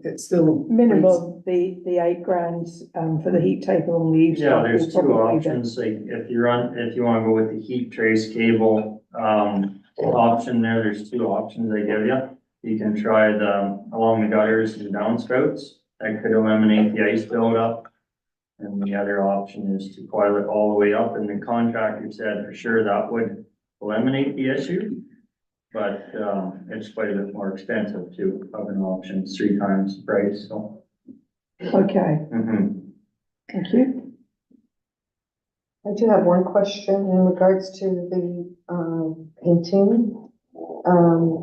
Is this 7,500? Is that because you would have to go out and have a company do it? Is that not something that Works would No, do? the quote was obtained from an outside contractor to come in and strip the doors with a blasting system, which I don't think we have in-house, do we? Yeah, and it was a case that he would blast it, prime it, paint it, done. But he had to hire equipment because of the height, it needs a cherry picker, and so that's why it's so expensive, as opposed to just a man on excuse me, a man on a ladder with a paintbrush. I just It's a bit more assumed, complicated. I just assumed that was part of the infrastructure and therefore would be inside the works budget It's as absolutely, it's sitting there. this is something that Ian put in the budget for a line item for the capital, but it's absolutely something that we should look into self-performing the works department. Yeah, And that would be the same for that concrete pad as Yes. well, right? I mean, that's, you're giving quotes, but wouldn't that be absorbed within your budget line that you already have somewhere, somehow?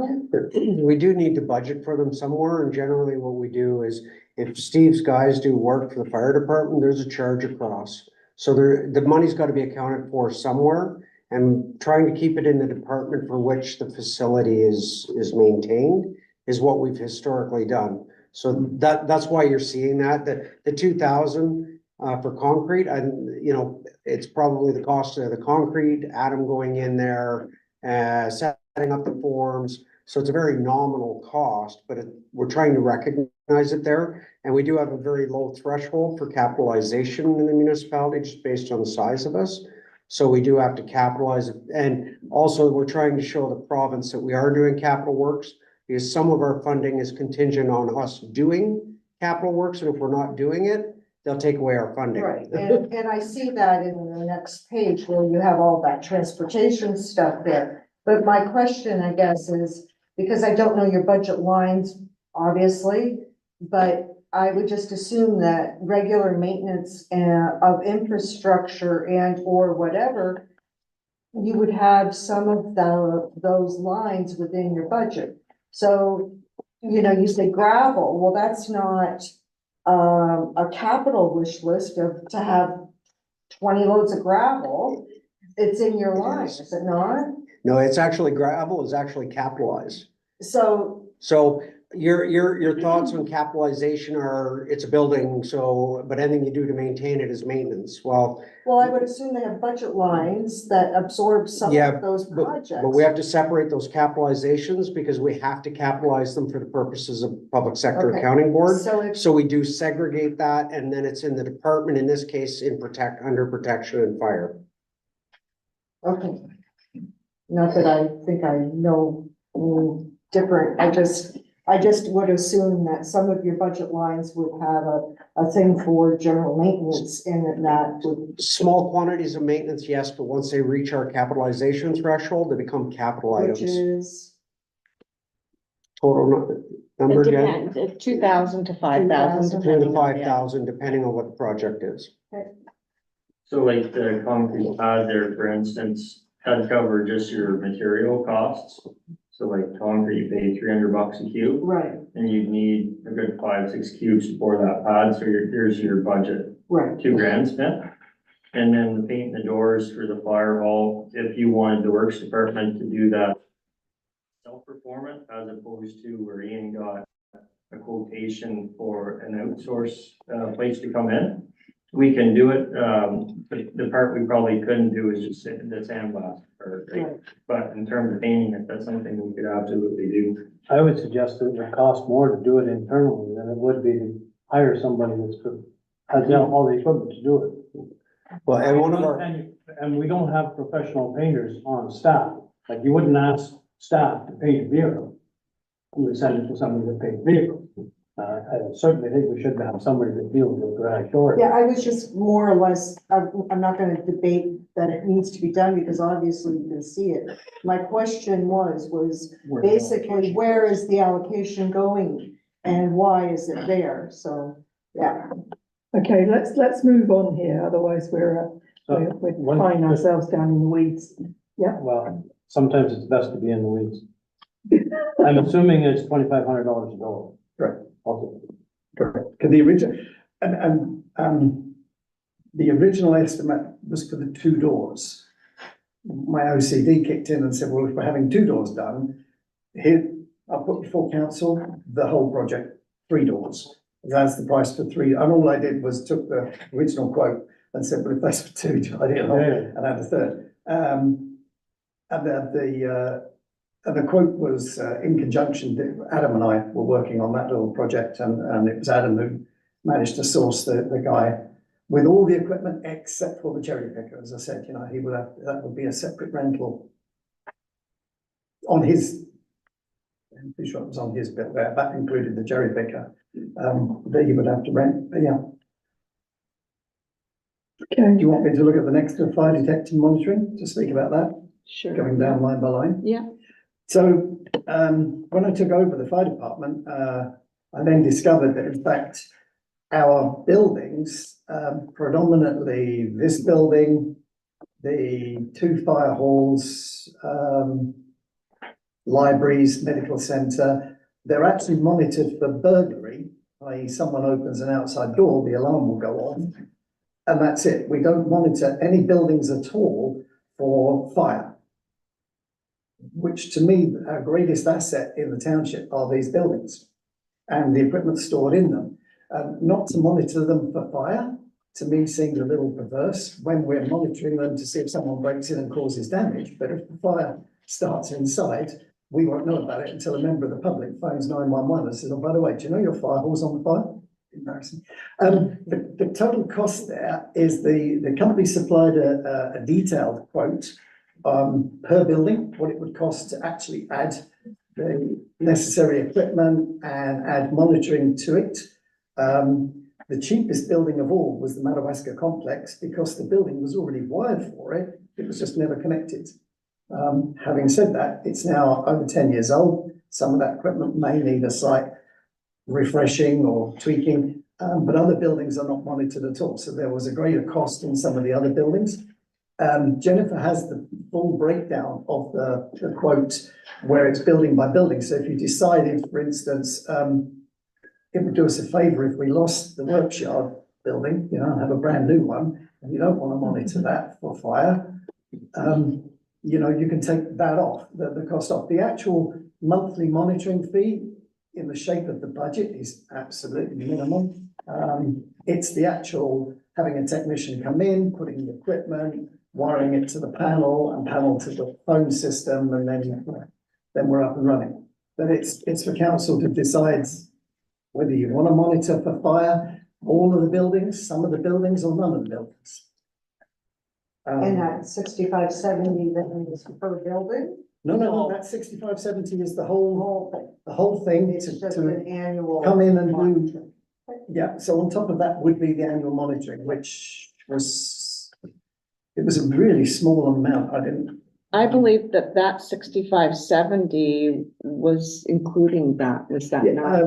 For the first year, For the first year, then it rolls on, as a monthly fee, which was, it was something like £20 a month per building or something for the monitoring. It was a really small amount of money.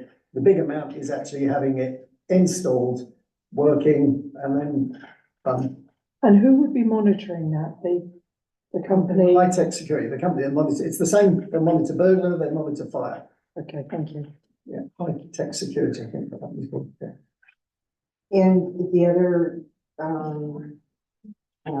buildings in the community such as, Kids Castle, the, school, They're already monitored. are they?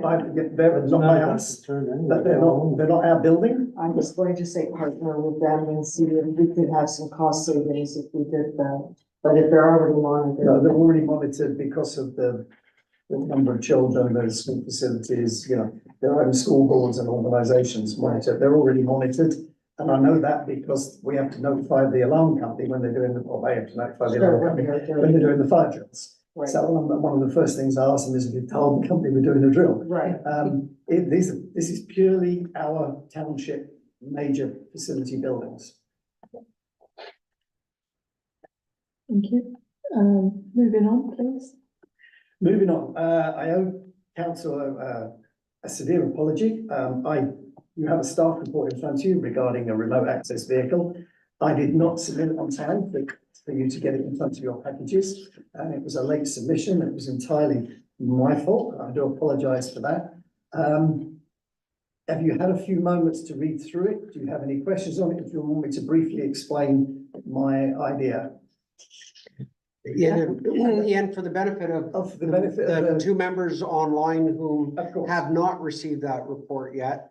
So basically, I'm applying for the purchase of a remote access vehicle. Trying to keep it very succinct, just for the benefit of the members of council who are not here. The analysis showed that with a number of seasonal homes being upgraded or turned into year-round residences, the potential need for the fire department, as prescribed in the fire department bylaw 2168, to access these locations increases. As we witnessed in 2023, the MNRF instigated total fire ban throughout our region. The potential for raging wildfires appears to be increasing year on year. Our need to be able to respond quickly into remote areas to prevent the spread of these wildfires, therefore, also increases. The MNRF cannot respond as quickly as a local fire department. During local emergencies, it's of vital importance that our residents do not feel cut off and abandoned. This has happened twice in recent years with the temporary closure of roads and bridges to normal vehicles. Food and medical supplies are thereby delayed with the potential to make a stressful situation worse. The town's economy is heavily reliant upon tourism and visitors to the township spending money in the local shops, restaurants and accommodation providers. in combination with Algonquin Park, the township has numerous trails for residents and visitors to explore either on foot or by other means. Based on the above statements, and in our own website, we advertise quite heavily, that come to South Algonquin, use our trails, the beauty, this, that, and the other. In the 4 scenarios that I itemed above, where I've got difficulty getting major fire equipment to remote location cottages and houses that are, even if they're seasonal, they're on a road and they're expecting the fire department to be able to attend. I have difficulty, one of the examples I list in Appendix A is a cottage fire where, they had a road. They had a good road. I would never have got the big trucks down it. At best, I could get the full 350 down it, but it took me over 10 minutes. There was nowhere at the end to turn around and come back out. It was just physically impossible. You had to reverse the vehicle out. It took me, and I like to think I'm a reasonably competent driver, it took me over 10 minutes to reverse that one vehicle out. In the case of the fire, we needed more people, more equipment, multiple runs in and out, a small vehicle equipped to go down some of these small fire roads and lanes would be a benefit to the fire department. I know on Aileen Lake, there's a number of houses there where they're actually creating this year a ATV trail to give them road access from another major fire road, as opposed to having to have water access only. They're trying to improve their own conditions. I can see that they're then going to say to the township, well, we're not water access now. Yes, we're seasonal, but you mustn't be able to attend fire to our calls because we're not, I'm rambling, sorry, we're not only water access only. We have a number of incidents each year on the trails, whether ATV or snowmobile, and we get called to that. In essence, even if we changed our bylaw and we said we are not responding, people in distress are still going to phone 911. The dispatch service is still going to call the fire department. We're still going to get the call. For us to then just turn around and say, no, we're not responding. And the question, I got like our water access one this year with the ice, with 2 vehicles, 2 side-by-sides through the ice. And I'll say, I'm not responding. The immediate question from the dispatch company is, well, who does? If you've got someone, a vehicle through the ice is one thing. A person injured out on the trail, particularly in the winter, that first hour is absolutely golden. Yes, the Renfrew Paramedic Service has a side-by-side equipped with tracks that they can send out.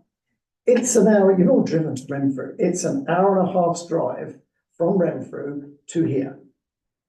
That's an hour and a half if the crew are sitting in the ambulance bay waiting to go. If they're already out on another call and they've got to finish that call or hand over and come back to their base, get the equipment and come out, that's more time you're adding. And in the winter time, with a severe injury, even a trauma like a broken leg, can prove critical. It just provides us the facility to actually attend to the trails. The other incidents were, so there was remote access. Oh, the wildfire, being able to get into the bush. None of our vehicles, yes, the big 350 is equipped for 4x4, but it can only get down the major trails, to get into and drive across rough terrain and take even a small amount of firefighting equipment or people in to the bush is a benefit. The other, what was the other example? Accessing the people through trails. Oh, that was it. If we have a big where incident. we have, like, for instance, thank you very much. Major Lake Road closed down and you have the Macaulay Lake community completely isolated, cut off. They can't get food, they can't get medical supplies. The only way into that area in the event of emergency would be utilizing the old ATV trail. And the bridge is not suitable to take a major vehicle across. In fact, the trail further on is not suitable to get any form of vehicles other than some form of ATV into that area. So it provides a 4-pronged sort of answer to the problems that we, the fire department, are faced when we get given a situation about how we can respond. My suggestion was to purchase a side-by-side with a minimum of 3 seats. Therefore, you're carrying a driver who can stay with the vehicle, go back for more equipment, go back for more people, and dropping off 2 firefighters. The vehicle would be able to carry a portable water pump, the associated hoses, backpacks in the fire season, even a small amount of water to top up the backpack so you haven't got to get a big truck into there. A windshield and a roof to protect the occupants all the time from the elements, be it the hot sun or the freezing cold snow. And we already have the rescue toboggan that would be trailed behind it. We would need to purchase a trailer for those two items to go on. The current trailer we have is not suitable. It's not big enough for the current situation.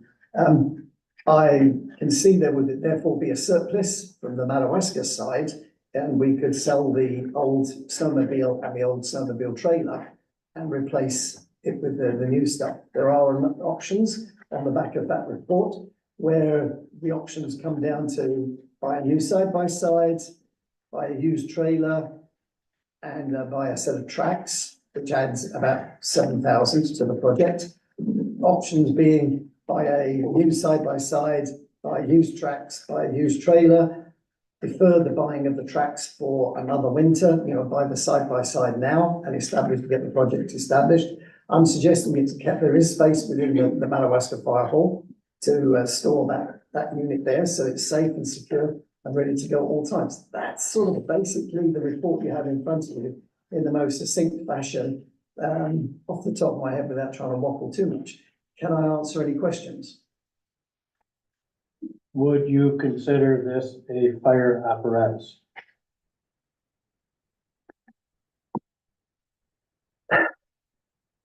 No, it's, I mean, a fire apparatus to me is what you see as a big fire truck, big and red.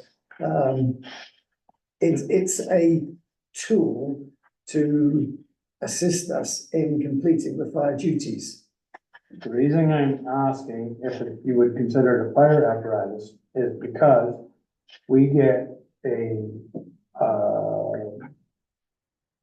fee from the MNR every year, $20,000 that we put in reserve for fire apparatus. Yep. I'm prepared to support this if it's a fire apparatus and you pay for it out of that money. I'm not prepared to support it if we have to go to the taxpayers' fund. Right. Further on in that report, I detail the amount of money that in the last 2 years we've actually been able to claim back from the MTO, aside from the MNRF money that you're talking about. One of the suggestions I had is that basically it was a loan from the township to purchase the equipment, and the years to come with MTO claims actually refunds that money. Wow. We're talking the same sort of semantics, whether we use the grant from the MNRF or you use the money you're getting, that we're earning, as income from the MTO.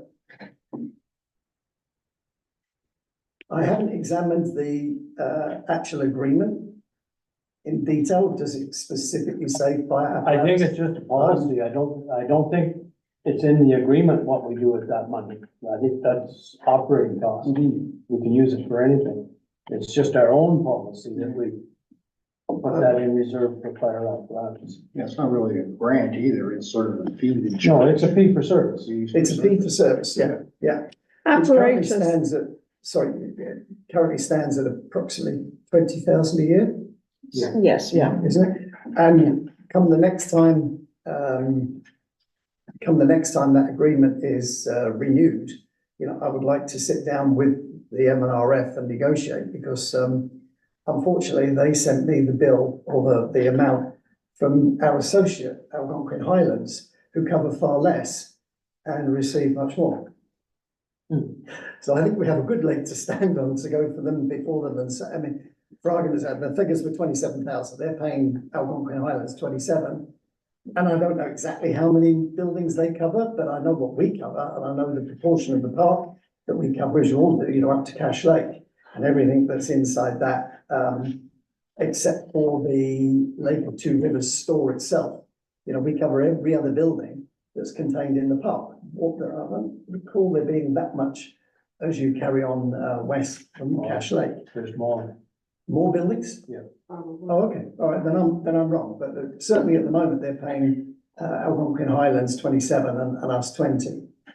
I have a question for you in regards to, are we obligated to go and rescue people that have taken upon themselves to go enjoy the trails, whether or not it's an ATV or snowmobile. I mean, they are going out at their own risk, whether or not it's the trail or, It's the perceived safety net of, you know, I'm in trouble, I call 911. right.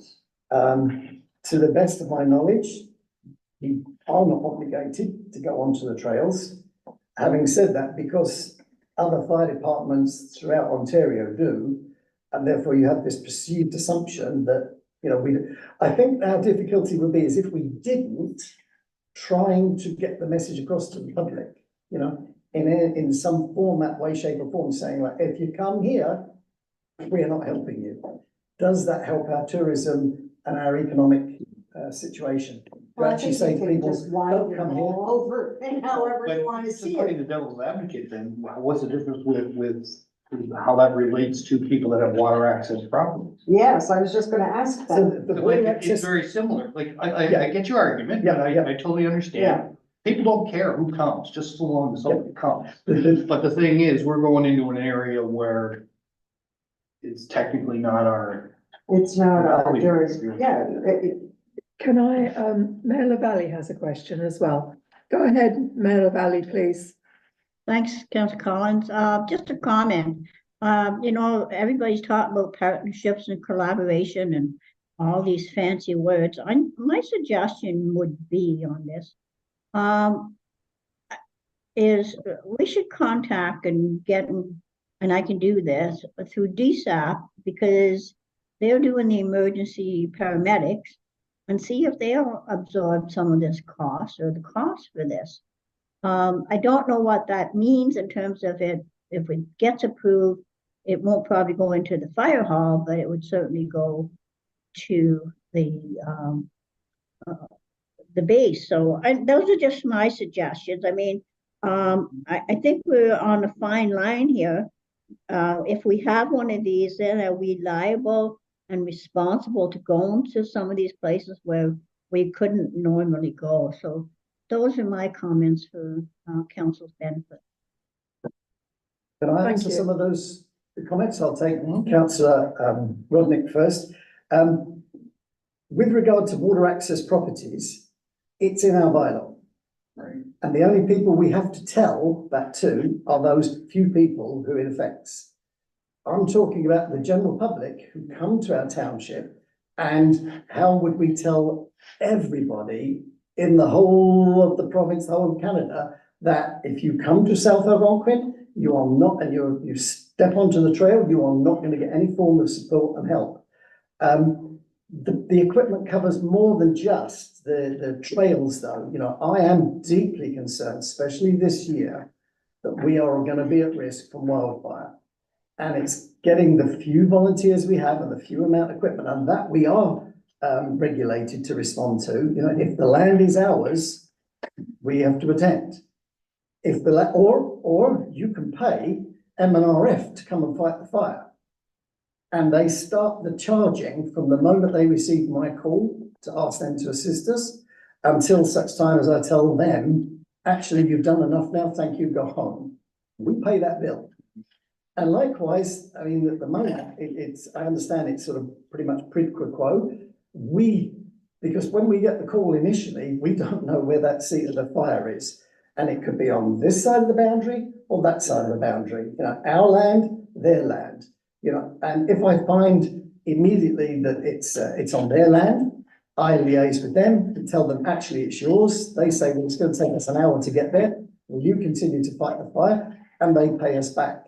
With regard to non-township residents coming onto our trails, and we're funding an item of equipment, you know, we have cost recovery. You know, I've very successfully claimed back for people that have had the collisions on the township road, all the ATV and snowmobiles stuff, you know, what our costs are at the MTO rate, you know, their insurance company or the people personally have paid the bill, you know, so we recover the money from them. We're not just asking our taxpayers to fund something for someone else's benefit.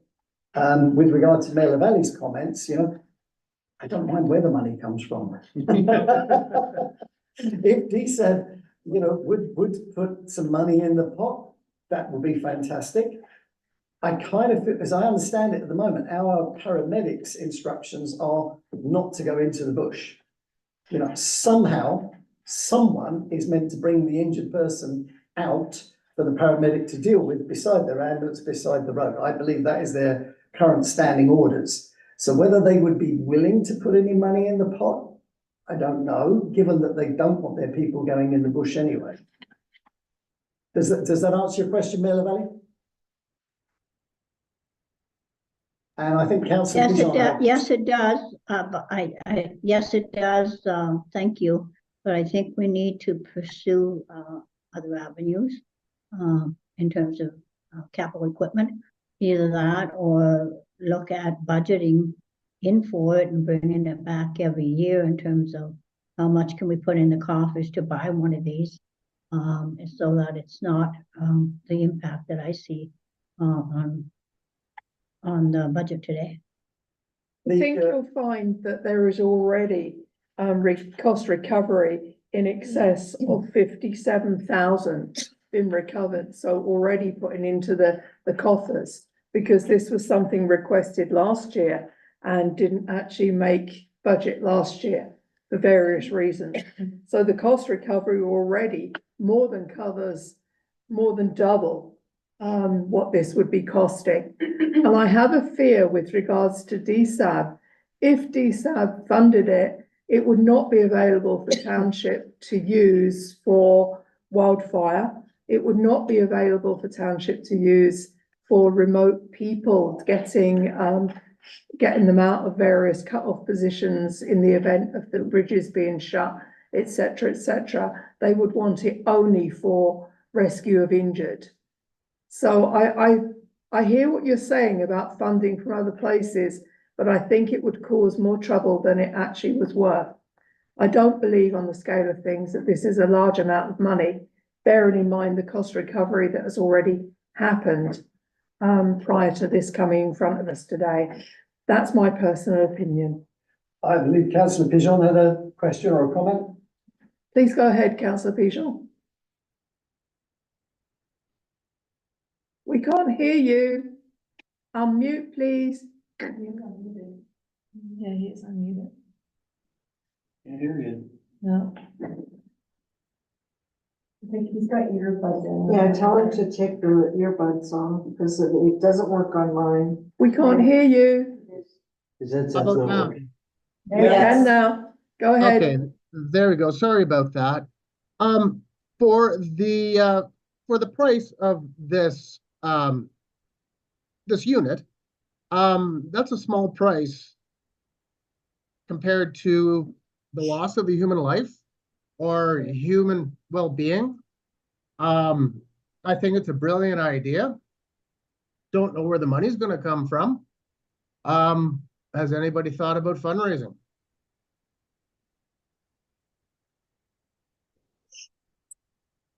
The answer is no, at the moment we haven't.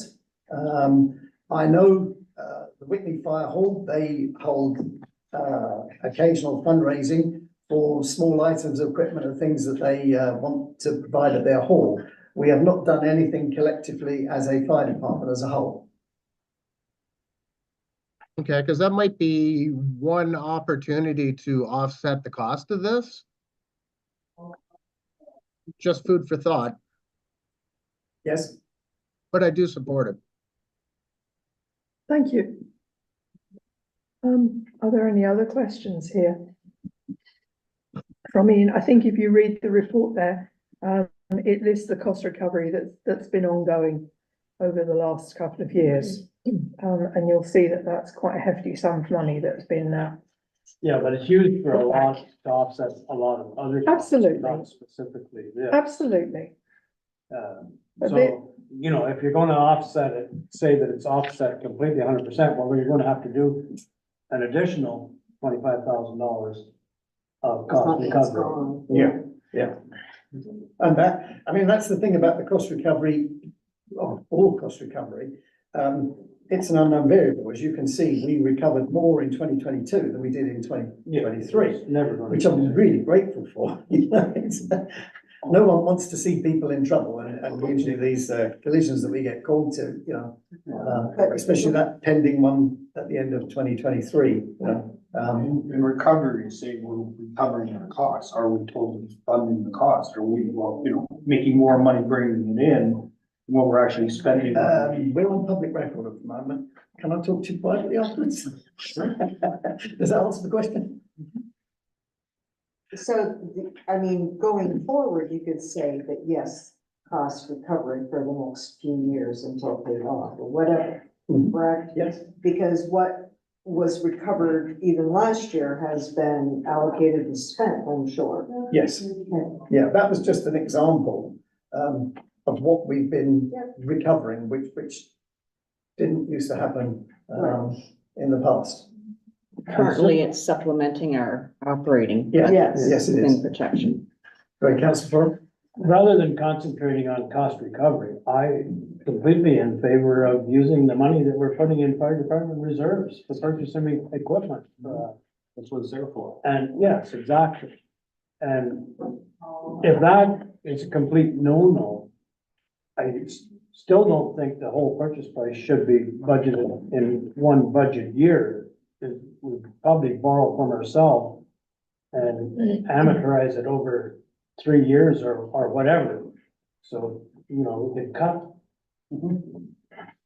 the bite that we're gonna take out of this budget by a couple of different methods. But to me, the most obvious one is to take it out of the apparatus reserve.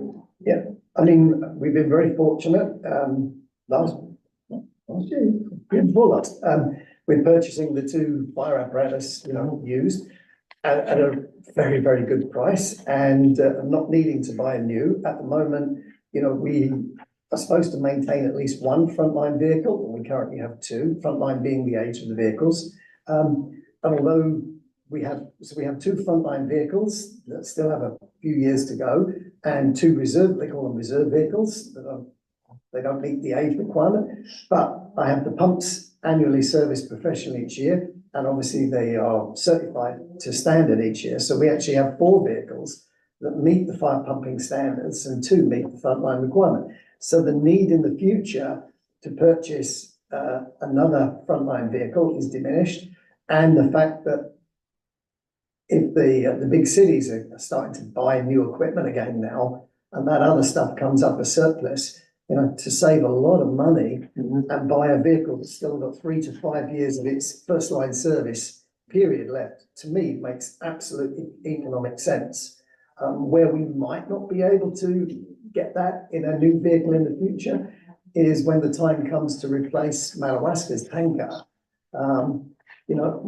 Tankers are a specific item. Cities tend not to use them because they've got all the hydrants. So that may be a cost for a new vehicle. There is a movement afoot right now. In fact, there's I asked to endorse a motion, but I think it's the city of Sudbury to extend the life of rural firefighting apparatus. So we may, if that goes through, we're going to gain some time on that. So coming back to that point, we work now in Ontario and uses the NFPA, the National Fire Protection Association codes, which is an American-based organization, but they write codes for absolutely everything. And funny enough, when I looked at the makeup of the committee that writes the code for fire trucks, the fire apparatus, it's heavily made up of the fire truck manufacturers. So, Joe, maybe just to answer one of the comments you made about the reserve and being able to use it. So I went back to the policy we established for our reserves, and currently I believe there's 300,000, Jen, in the fire equipment reserve. So I went back to the fire facilities / equipment reserve because that's where the money is held.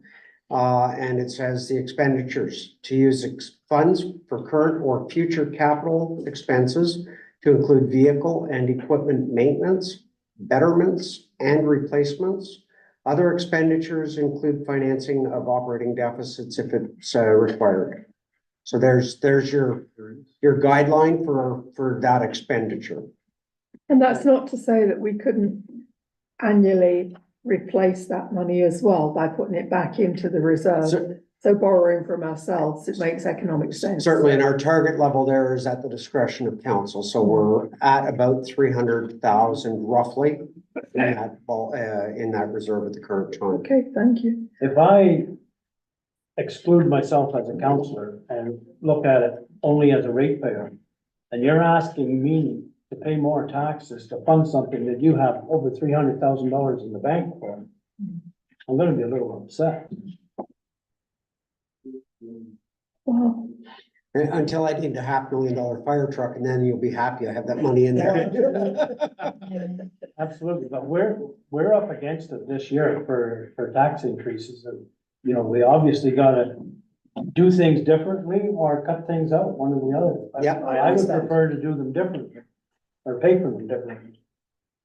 I would like the capital budget, because this is preliminary, this isn't even for us to consider, would be to go back and have each department sort of rank them, you know, is it a safety problem for public and or staff, or is it legislative? Sometimes the insurance company puts different things in play where that you're gonna now have to comply. And then, or is it something that we can get grants for and prioritize them like that so that we have a good idea? I mean, let's face it, I can't remember the total here, you know, $400,000 to complete a wish list that, you know, is it just a wish list, or is it something that we could find some other money for, just like we just talked about? Well, the one thing about counting on other money for, such as grants, is if we don't get the grant, we don't do it. Right. So that's the only caveat. Yes. When we budget, assuming we're gonna get a grant, if we don't get the grant, the expenditure doesn't happen. And therefore, whatever that item is not deemed to be essential. It's an option only subject to that But grant. it would be nice to have them go back and prioritize what they feel is more, you know, appropriate to put into a very tough year for budget. Well, I think last year that's what we did. We went through as staff for the most part. There were some items that got cut at the end just to try and make the numbers work Right. at the staff level before they came to council. But I think what we've done here is council said, put the wish list together, because that's what we were directed to do. Bring it to council, and if council wants us to now go back and shred that apart, then we can certainly do that, and we're more than willing to do that. But I think the reality is to show you all of the things that they'd like to be doing this year. And the reality is that there's no way there's enough money to do all those things this year. And, you know, if they could prioritize them, that is a safety issue, then that's a priority one to me.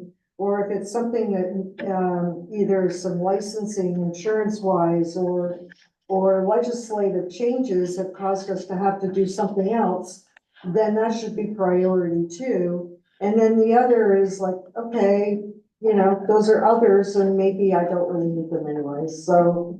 With the greatest respect, I already did that. There are other things I could put on this list. You know, I went for I need this as opposed to I would like this. But, you know, with regard to painting the doors, it's cosmetic, Yes. you know, take it off the list. I That think, would not be a priority. Your fire monitoring, you know, the fire sensor, you know, sure, we could slash that by half and say, you know, only monitor this building, the Leicester Smith, the Madawaska complex and the Whitney Fire Hall, you know. Oh, but then you've got the medical centre and the library's full of paper, like. Oh, I understand, but I think if you went back and did that, it would be easier for us to say, okay, let's go with all priority ones. Or, But then you're asking for every department head to put in a wish list, and you're gonna get swamped by wishes. this is their wish No, list. not really. No. He's already said he cut it down. Yeah, I put it down. Well, maybe then they need to go back and look at it again, because how can you come up and justify, we can't even meet our total operating expenses were, you know, almost $300,000 that we can't even meet our operating expenses. How can you justify needing another 300,000 to do a wish list that you feel is already prioritized? Can I, Mayor Valley We has a went through this question. before. I'm not sure if it's relevant to what we're talking about now. Mayor Valley, you have a question relevant to where we are? Well, I just want to go back and I don't want to belabor this, but in terms of the side by side, I want to be really clear. I wasn't saying I was against the side by side. I was just saying we should look at some other alternate ways of funding. So I just want to clear that. The only other thing I do have a question though on the side by side. I think that it's priced low, and I don't know whether this is last year's figures or this is the new figure for this year. So maybe No, Ian can answer. I can answer that. The package that the councillors have in front of them actually has a quote from the two of our local suppliers, and they're both dated January. And I did send those out to both you and Sean electronically, so they should be in your emails with. I have one of those machines at home. It's a 2018 Edison machine. Yeah, Okay, got the little Thank mid-size you. one, but thank I love you, it. Mayor Valley. But with regard to the costings, just looking for now, with regard to one of the units, obviously the total amount for one of the quotes is 18,961, so it's under the 20,000. But included in that is, of course, the tax which the township recovers. So in fact, it goes even lower than that. The other option, of course, council could direct me is say, well, we'll put a cap on a limit and find used. You know, I'm very happy. The used tracks, used trailer. Our appliances sit in a fire hall until they're needed. We don't put a lot of mileage on them.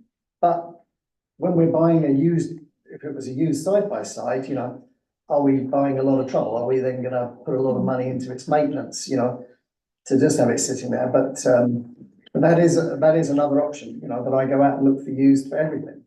What, are you asking us to grant you this request today? Or is it because it was under my impression that this was all part and parcel of a preliminary budget and that we still had some time to discuss and. I believe that's the Okay, case. Yeah. great. Yeah, I don't think you're granting budget today, are you? You're Absolutely just not. trying to go through and sort the wheat from the chaff.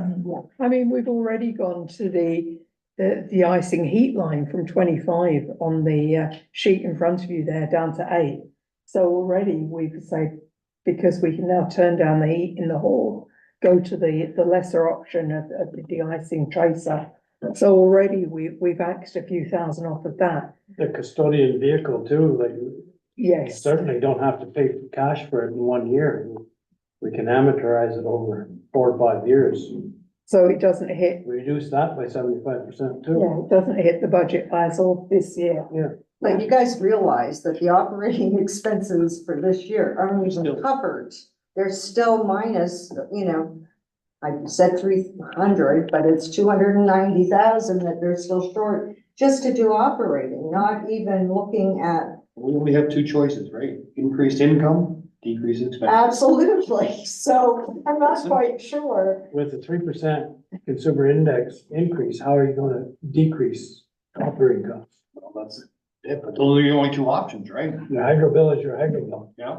Yeah. Oh, I understand that, Joe. I'm just saying, but in reality, that's all you have. Even if you You gotta did- either take your income up or you gotta take your expenses down. Oh, you Even borrow it from Or borrow. Then you can't keep working at a deficit. No, you can't. And I mean, even if you look at the end of her lovely thing here, that 10% rate increase that she is proposing, that's just to cover the operating expenses. That's not covering the capital requests. So it's just.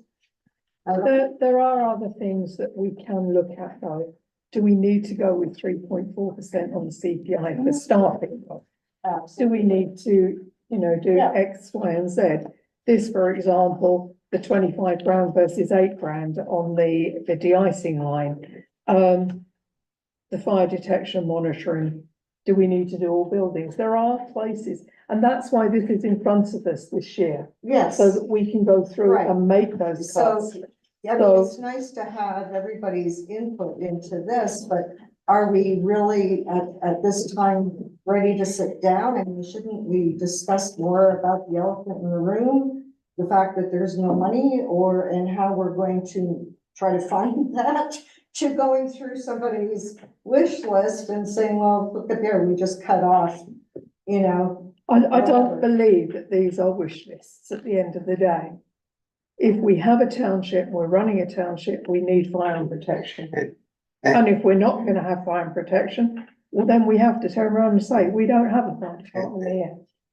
And I mean, the reality is our asset management plan we did a year ago, which is they presented the numbers to us. We all know that we're well over $1 million short every year just to look after what we have. Yep. And that's the problem. We're $1 million short to look after what we have. But while we're in the situation where we have 80% of our land mass in our township is Crown, and Crown will not release any land, we are being hampered by any form of development, any form of encouraging any development. We can't grow. We can't increase that tax, the taxable dollars. We can't increase our budget. Well, we have to come up with some way of doing something to increase our tax base. We need somebody with lots of money. Yeah, no kidding. Or, you know, we need to come in and, I mean, our population has declined. It will continue to decline, I'm sure. And, you know, we have to look at what our operating expenses are. I mean, at the end of the day, we have a $4.3 million operating expense. And our revenue is a shortfall of that this year, probably was last year, and probably the year before that. So in my pea brain that's trying to figure this one out, it would be, what do we need to do to our operating budget to look at it and say, where can we find some cost savings? Because if you keep on just spending your money at what we have now, we're not gonna be here in 5 years or able to manage our assets that we have. And that's where one of the comments in our strategic plan was a review of the levels of service of the organization. What are we doing? Why are we doing it? How are we doing it? And then also from that, deriving an organizational review to determine that we have the appropriate bodies doing the appropriate things. So those items though aren't even in this budget anywhere. We've not budgeted to do that. Understanding that putting a surface on a road is more important than putting a plan in my hand. Absolutely. I think we're trying to deliver a gold standard of service across the township that doesn't have the money to pay for it. Let's be brutally honest here. And until we start increasing our tax bank, if you like, the money in our tax dollars by increasing development and more people, we don't have the money to offer the services that maybe we've offered in the past. But I think maybe the operating budget, yes, it's got to be cut. Something somewhere is going to have to be if we're. And if you're going to cut, you're going to have to cut services. There's no two ways about it. You can't make a dollar do two things, you know? Let's plow on through. Let's move on from here. Thank you for explaining your rationale behind this piece of equipment. So we'll move on to the next slide. which Can we is gonna move on, detail please? our Thank you. transportation. So I can run over the transportation requests there, like they say this is just a wish list sort of thing, and what I thought logistically, some things would make sense in terms of equipment purchases. So what we have now is the two pickups that we have doing all the parking lots. One stays in Madawaska, one stays in Whitney. The 2-ton truck, the 550 is set up with a sander and a 10.5-foot V plow. He comes up, he does all the Whitney parking lots, the fire hall, up at the medical center, that while the 3/4 ton that we bought this year, it's set up with a V plow, 8.5 foot V plow. It's not currently set up with a sander on the back. So what ends up happening is the truck from Whitney ends up driving back down to Madawaska and resanding the parking lots behind where the 3/4 had plowed sort of thing. So logistically, it would be nice to have, the 3/4 ton set up with a small sander so that the 2 tons not running over the same tracks as what the 3/4 ton just did for sanding. But it's been working the way it's been working for the last, since ever anyways. So I put that in as a request. The price for a 2-yard sander on the back of the 3/4 ton is roughly $10,000. So if something needs to be slashed out of budget this year, that's something that can be taken out. Logistically, it just makes sense so that you're not running the same truck back and forth sort of thing. But it's not to say the way it's going now, it's worked in the past, so that's just something I put in that would logistically would make sense, but if there's not the money in the budget to do it, that's something I would say could get slashed, because it has worked in the past the way it is. The next one I put in there was an 8x20 C-can container. So at the Public Works garage right now, there's a shed located right beside the garage, an old shed. It's getting pretty rough shape. It's about to fall in sort of thing. And we use it for storage for tires and other things inside that shed. So rather than having that fall in, we lose our storage, I had put in just a steel C-can container, something that's gonna last forever. And we can replace that shed before it falls in. So that was a $5,000 request I had put in there. That's not saying you can't fund it annually for so many years. You can put so much in per year. Cause these C-cans, they're never ever gonna rot on you like they last forever, right? So I put that in for another piece of sort of equipment or material. And the second, Excuse me a moment, Steve. Presumably, if it's just for storage, it can be a basic sea container. Yeah. It doesn't have to have engineering and roller shuttering, et cetera, no, it's gonna just get dropped off and put exactly where the shed would be now. so we can possibly shop around and even axe some of that costing, so yeah. Yeah, we can Alright. shop and you can get probably something. That was just an estimated cost. Thank you. The last one in terms of material purchases I put in is something I've realized since I've started here is we have the 2 winter sandboxes, the one in Madawaska, the one here in Whitney. It seems like the one here in Whitney gets emptied out, you get an ice storm and it's gone before, we try to plan it so that we fill it up the day before a snowstorm or an ice storm.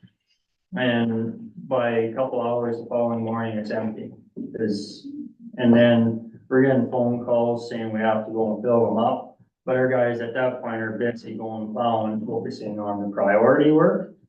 So Madawaska doesn't seem to have the same problem. I don't think there's as many people using it down there. So something I put in here is just a second sandbox up in Whitney here. It would give us time in between getting emptied as an extra bit of a reserve for sand for residents. So that's the last material purchase I put in. You know why there's less out of the one in Madawaska, Steve? I have a good guess. I can answer that one. Contractors. Exactly.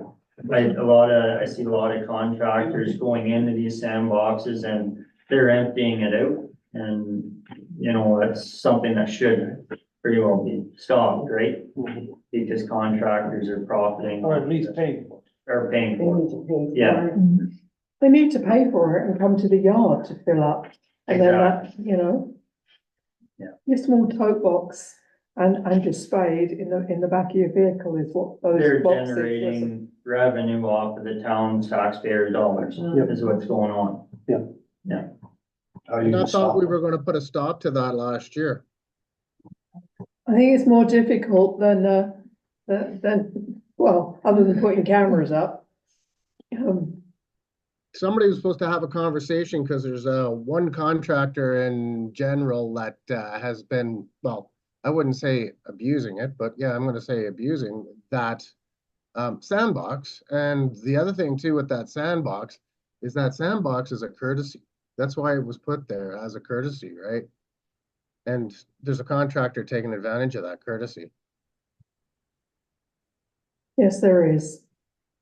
Maybe a letter needs to be written To all contractors. to all contractors And if operating they in the need to- township. If they need the sand to come to the yard, and they would be charged accordingly, because that is sort of double dipping.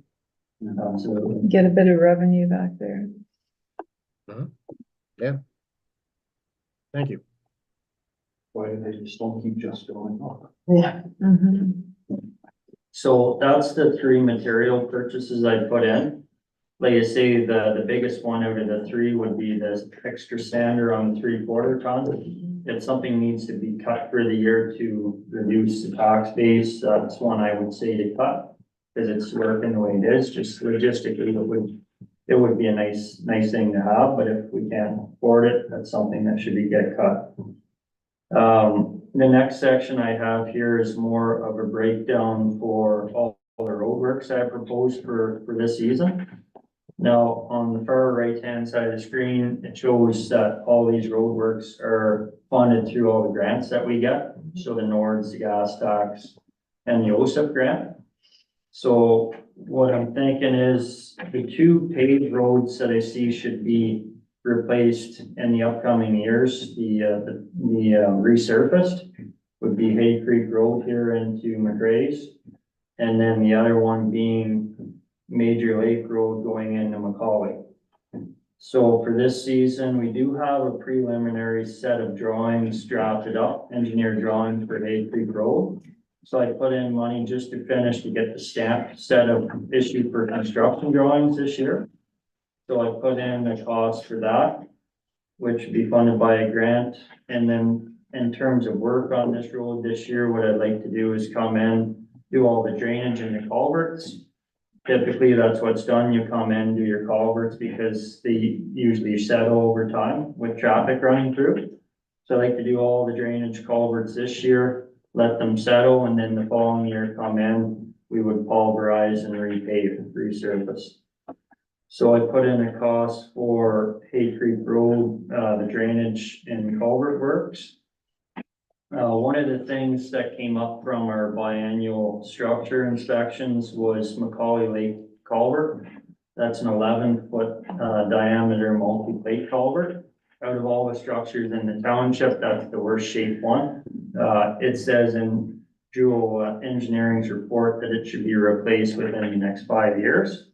So this year, what I had done was plan to get the engineering portion done for this year, so that we have a plan in place. There's going to have to be, you're dealing with natural brook trout creek that runs underneath. There's going to have to be consulting with M&R to get a plan on how we're going to dewater it, to do it properly. We'll end up having to put probably sandbag the two ends, dewater the inside. So that plan is going to have to get drafted, sent to M&R, get approved, which, as we know, it takes a long time for M&R to get back on approvals. So this year, if we can get that work done, potentially next year, we can come in and actually use the culvert and put it in. One thing I'm going to try to utilize is we have an 8-foot diameter culvert that's been at the yard for years. The condition of it's pretty decent shape yet. If we can reutilize that culvert and downsize from 11 to an 8-foot, it saves us the cost of going out and buying a brand new one. So that's something I'd like to do in terms of planning for this year. From the gas tax grant, last year we had used it to fund all the culvert replacements we done. So in terms of that grant, it doesn't fund internal manpower, labor, or equipment. We can use it for material purchases or external equipment. So what I'd like to do is split that, that grant money that we'd be getting this year into starting to re-gravel certain areas within the township. Out of the township, we got 125 kilometers road to maintain, 80 kilometers of that is gravel roads. So it'd be nice, what I'd like to do is do so many kilometers of road per year so that you eventually get caught up. and get your rotary gravel. So we would be starting, with the worst areas first, sort of thing. So I put in some of the grant money in for gravel material purchases.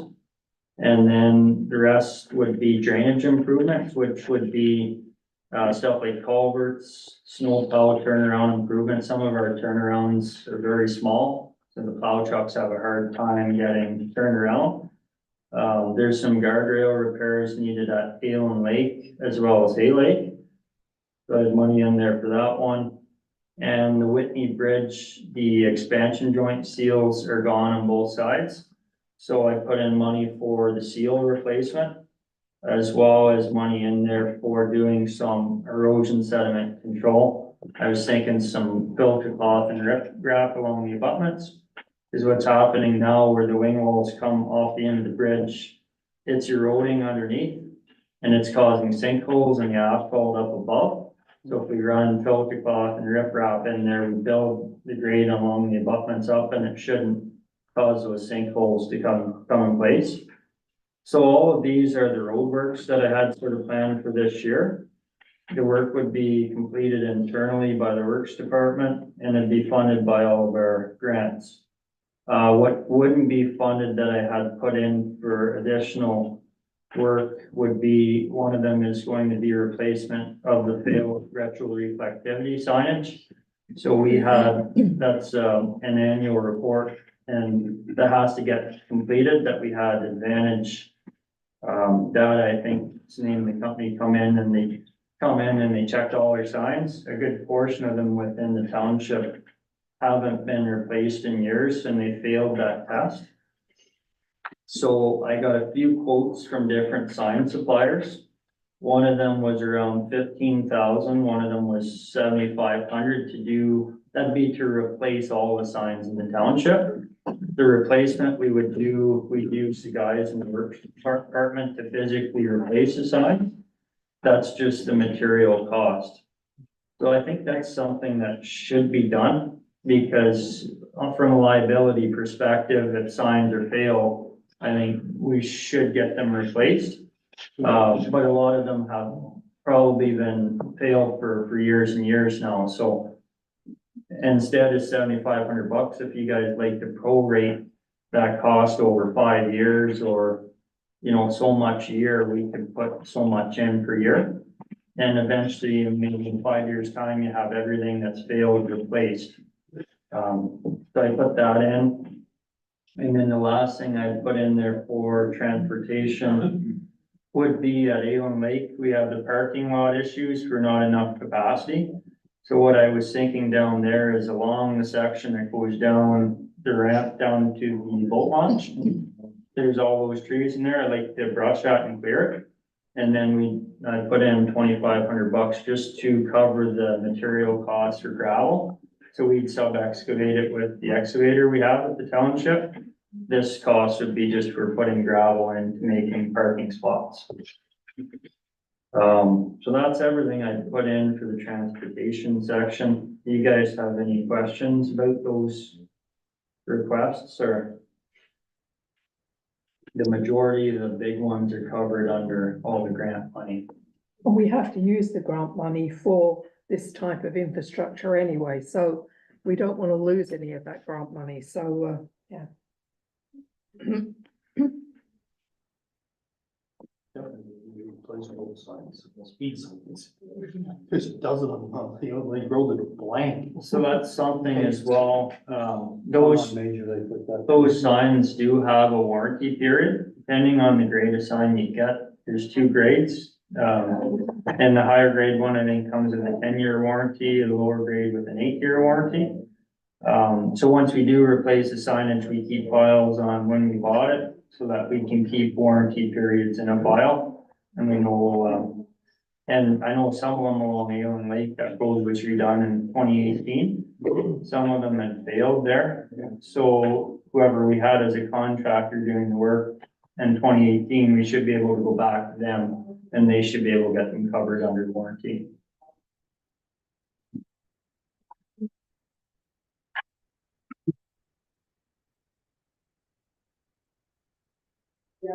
Where would the the regraveling project, you've got at 30,000 there. That is gravel from within our own township you'll be accessing? Does it need crushing, etc., or have you So we factored all have, that in? we have 2 pits in the township. We do have a small stockpile of A gravel down at, Avon Lake, but none over, we have the other pits in Macaulay. We don't have any stockpile there. So if we were to look at the option of sourcing out our own gravel from our own pits, we'd have to get quotes in, get a bunch crushed up. But to me, logistically, where you wanna utilize your own pits is where you don't have a far haul distance.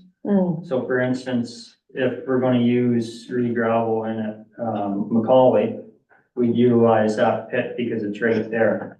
Same at Avon Lake, a lot of our kilometers of road are located down there. So before we go in to re-gravel Avon Lake, you get a crusher in, and then your stockpile of our own gravel is right beside the road that you re-gravel.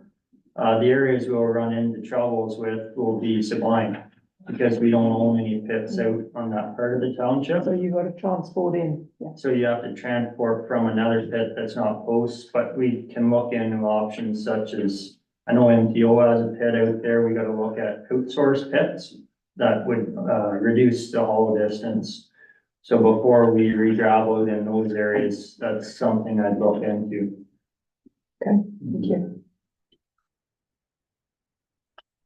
On to the rest of it then, Steve, please. So that's it for transportation. If we move to environmental, I didn't have much in there. One of the requests last year was to construct 2 washrooms at the 2 landfills. Those were completed in January and set up. So I put in amount to cover the cost for the 10 and the lumber that we had purchased. So I put that one in, and the only other thing I had in there is a lot of the 50-gallon drums that we use for waste receptacles. A lot of them are rotted out, the bases are rotted out. So we don't have any spares at the yard, and it's something at our landfills, like we have them with the bottom rotted, and when we go to pick them up, like there's no bottoms in them. So that's I asked to replace to get sort of a dozen of those, keep some at our landfills, and then have a spare inventory at the shop. Those were the only 2 requests for environmental. Any questions on those ones?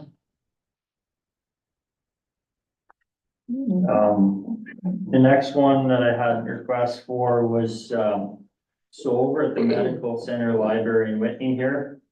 A few years ago, you guys had the roof re-shingled, just the portion over the medical center. The portion of the building that's located sort of to the left going in, that wasn't re-shingled at the same time. And looking at the condition of the shingles, they're getting pretty rough condition as well. So I put in $7,500 in the budget to re-shingle just that portion of the medical center. And then it logistically it'd be good because the next time when you have to come in and re-shingle, you can do everything all at the same time. So I put that in the budget as a line item. The next one I put in was something brought up from a custodian. So all our buildings and facilities in the township have these UV lights for water filtration. The only one that doesn't have it is the medical center. And I believe there's a regulation that requires all municipal facilities with drinking water to have a water filtration system. It's under the Safe Drinking Water Act. So that's something, that's the only building in the township which doesn't have the UV light and the water filtration, so I put that in as a line item. So that we're meeting regulation standards for water filtration. That's all I have. Thank you. Very comprehensive. Thank you very much. Now for recreation and cultural, I had only put a few in this budget line items, so I can cover the ones that I had put in there. So the two ball diamonds, just looking at the condition of them, there's a lot of sod coming up in that. So what I'd done was just put in $2,000 for each ball diamond to come in, bring 10 loads, tandem loads to fill. put in, leveled out, and then that just resurfaced is the two of them.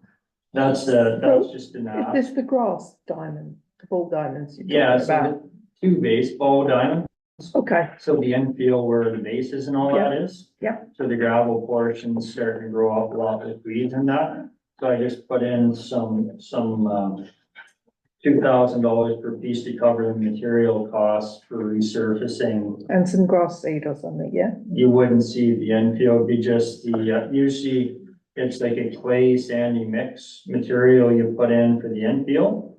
And then it doesn't allow weeds and sods to grow up. Got it. It'd be just for around the bases. That's just a request. It's fine the way it is. So if you need to cut out of the budget, that's just something I said would sort of make the ball diamonds look more, aesthetically pleasing, I guess. You know, previously, we've had volunteers that have gone down and done something with them, so. The other one I put in was a gazebo at Clary Lake at the, over at the dam here. It's been really rough condition. I know you had mentioned to go and take a look at the shingles on the ridge cap, but, it's getting pretty rotted. Everything, and because it's a hazard, should you be removing it? I think like for the time being, it's fine as is. Now, winter's over, it didn't fall over, but if we leave it much longer, it's gonna become a safety issue. Or the wind's gonna blow it over one day, or you're just gonna come in and it's upset. So that's one thing I put in for replacement. And then the last one I put in, towards the bottom of the list was just replanking the docks. So Hay Lake over at Whitney Beach, the kids dock, and over at Cross Lake, they have aluminum frames for the docks where you have just these prefab panels with the lumber and the planks that sit in place. So I think I overestimated the cost here for the pressure treated lumber that we would be putting back in there. So I think it'd be closer to maybe 4,000 at most for cost for that. So we could scratch that down, and as something we could do as well for that, instead of taking the 4,000 out in 1 year, you could take so much a year for over 5 years to replace. The other docks in the township are in pretty decent shape, just those three that I seen that the boards are getting pretty rotted out. And somebody's leg's gonna go through probably one day, so. I have a question over the accessible accessory swing. Would that be for where? Lester Smith. The Whitney Recreation requested that item. Okay, I think the rest of the is in that item, other than the resurfacing of Madawaska came from Whitney Rec Committee. okay. Do you guys have any questions about the items? Does replacing a few boards in a dock belong in a capital expenditure? It's kind of a maintenance thing. There is a dock maintenance, line item. We could just up it in the operating budget, up the amount in that budget to, and take it out of the capital. I think all of these things that Councillor Kuyak just said came from the Whitney Recreation. We should kind of put on hold until after we have the discussion about the raise the roof money. I do believe that. I think the kitchen, for example, it would look very nice to have all of the units done and everything done, but it's only going to benefit just a few people. Will it mean that we rent the facility anymore? No, I don't think it will. Are the kitchen cabinets usable? I think they are. Are the appliances still usable? I think there are elements there that maybe shouldn't be the cost going to everyone in the whole township. I think this benefits just a very small number of people, and I think we need to be very aware of where our tax dollars are going. So we would probably like to put the accessible swing on hold perhaps as well, or? I think we're, again, don't get me wrong, but are we not sitting there handpicking things that we would say yes to right now? No, I don't know. It should go back to the supervisors and or committees to say, look we can't do all this. So what are your priorities?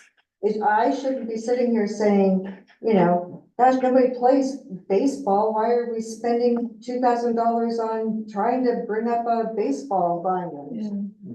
I hear you. You know, and that's the same with, you know, you're saying, well, it only benefits a few people if we put a kitchen in.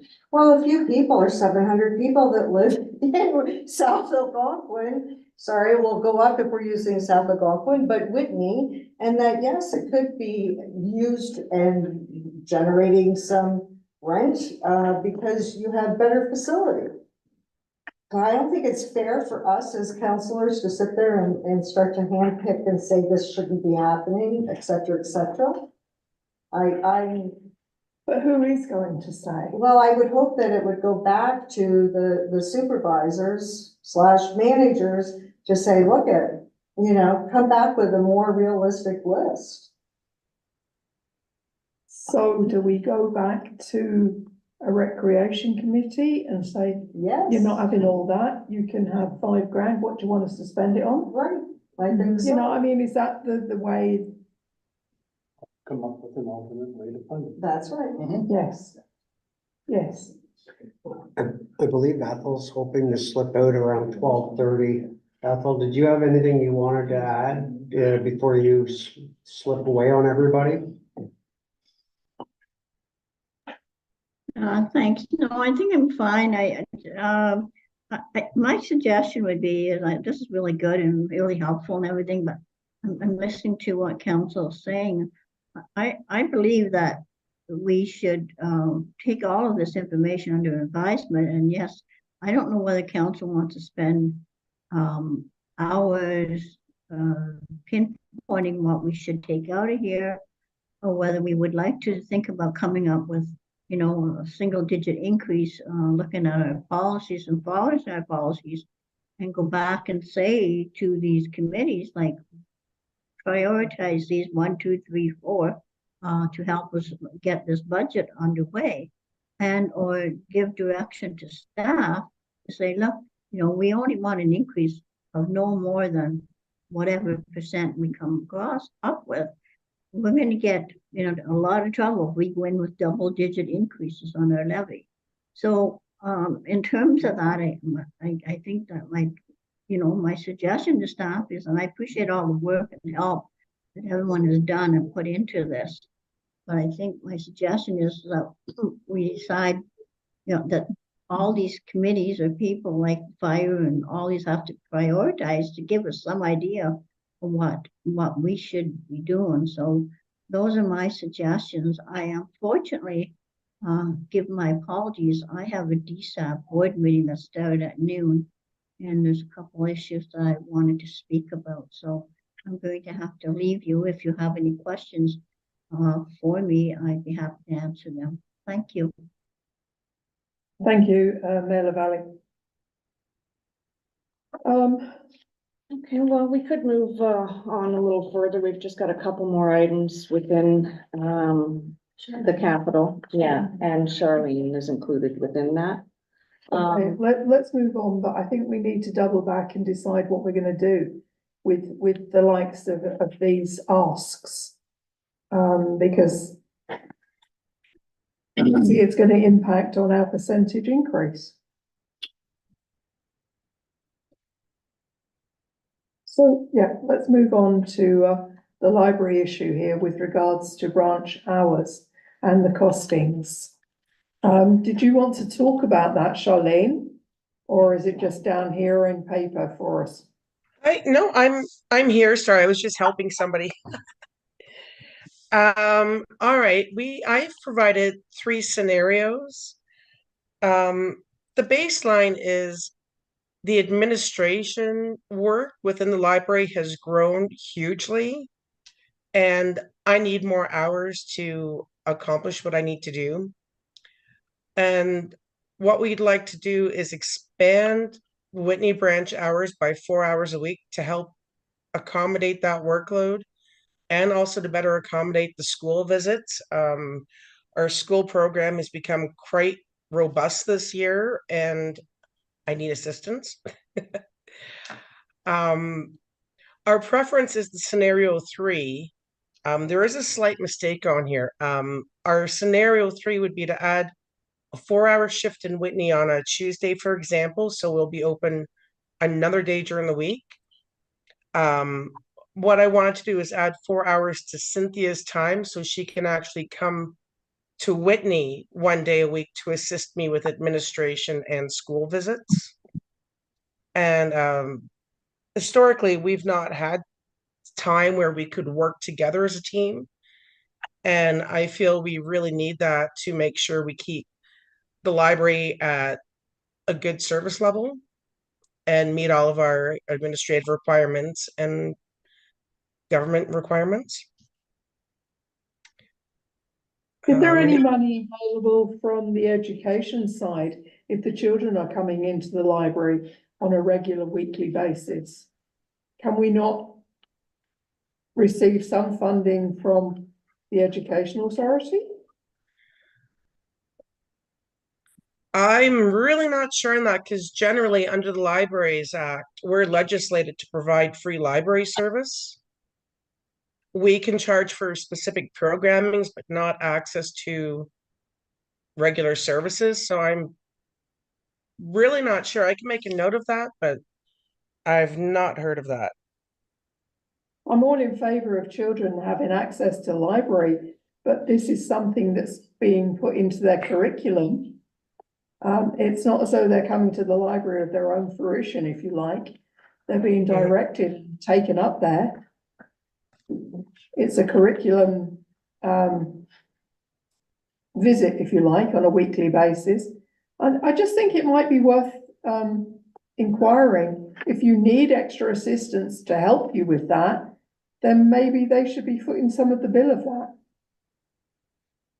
Okay, I will look at that. But also it's part of our strategic plan to grow our services as well for the children. So we're hitting our strategic marks, but now we're expanding further. The school classes are bigger. So just for example, my one class that comes in, there's 23 students and the 2 adults, so 25 people at once, and they have 40 minutes. So it's a matter of trying to, meet the children's needs within that time frame, while also being open to the public at the same time. It's not always a conflict, but it does happen quite a bit. But for sure, I will look into this. I have a meeting with Ontario Library Service this afternoon. So I'm also going to run it by one of the consultants as well, if they have any direction on that. I think that the school boards in general have been, years ago, they all had libraries. And I think the majority of those schools have closed their libraries in a cost-saving measure and are now relying on the public library system within their community to serve that need. And I think that's what's happened, is the school boards are taking advantage of the requirements of municipalities to, if we have a library, to provide that service at no cost, right? But at the end of the day, it is a cost. It's a cost to the taxpayer because that's who's paying to fund that library. So the parents of those children are, in one way, paying for the use of that library through their municipal taxes versus their school board taxes. So how many hours are used up per week with the school coming up? Can you tell us that? You said they're up to 14 it does months. vary because right now I have 3 classes and actually they're every other week. So there's 2 that come one week. And I have the third one alternates, then I have a daycare group that comes as well. Let me just see. I think I put the average school visit takes about 45 minutes to an hour. And then there's the shelving of materials. I do a quick sanitization after the class visits. The cleaning of the library. There's a lot involved after you've had a group of 25 in. I fully understand that. Okay, thank you. You're Does welcome. anyone else have a question here of Charlene?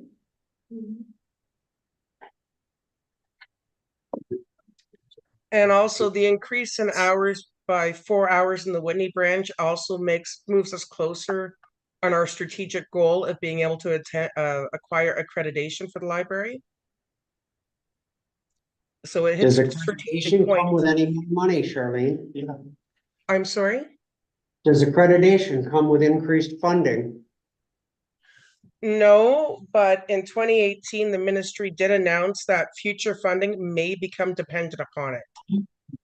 That is the only direction we have on that so far. Is they were heavily encouraging libraries to move in that direction to be able to attain it. Okay, any other questions? Okay, thank you. Thank you. Let's move on to transfers, please. Okay, so this slide details our transfers to reserve and reserve funds that council has previously committed to and is included in the current operating budget. Starting with general government, we have a transfer to the election reserve to fund the 2026 election. Our threshold we'd like to reach is around $15,000. It's a potential cost that an election could be. I have a hard time, guys, hearing, sorry. The Ministry of Natural Resources and Forestry Fire Agreement provides for $20,000 per year to the municipality. So council in past years has transferred this amount for future fire department capital needs. Next, the $26,500 transfer to reserves for future fleet and equipment represents council's commitment to capital reinvestment as presented through the capital reinvestment policy passed in October of 2021. And finally, the repayment of truck number 37 purchased in 2023. And that was a 5-year plan at $15,000 per year, starting with this year. Next slide.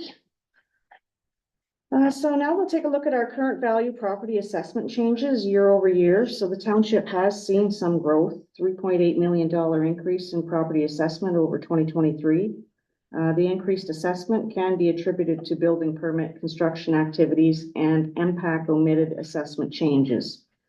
These assessment changes are changes that were missed or not captured from prior years. So just a bit of a catch up. How much taxes would $4 million worth of increased assessment generate? 9391. 91, right? Yeah. About 36,000. Not very much. No. So part of the reason we're not seeing as much increased assessment is due to the fact that the province has announced that the reassessment for 2024 would again be postponed. And then we did have a substantial arbitration that was completed last year, which actually resulted in a very substantial adjustment to a commercial property within the township. And that substantial adjustment resulted in significant payback of previously paid taxation, and future taxation will be at the much lower assessed value. So it does make a significant difference on the apportionment. So instead of having that commercial base paying that, maybe that extra 1%, it's now falling and going to fall on the residential portion to pick up that.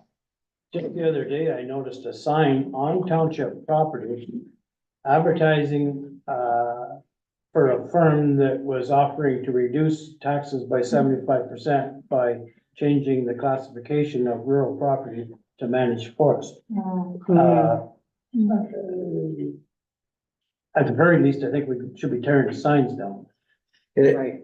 And the managed forest program is a valid provincial program for which we don't see any benefit. It's 0.25 on the tax rate, the same with farmland, 0.25 on the tax rate.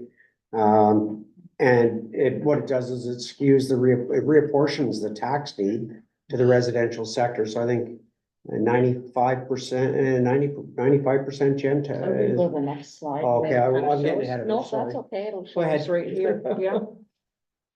So this is off of MPAC's website, so it's an assessment report for 2024. It gives us a breakdown by property class with the number of properties in each class and the assessed values for those classes.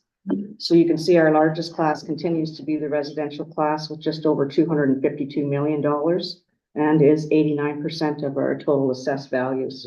So 89% of our taxes are paid by the residents of our community. And every reduction in one of the others increases the residential. Correct. It's a redistribution. And as you can see, there's properties in the managed forest and the farmland sector at that 0.25. We go to the next slide. It's kind of a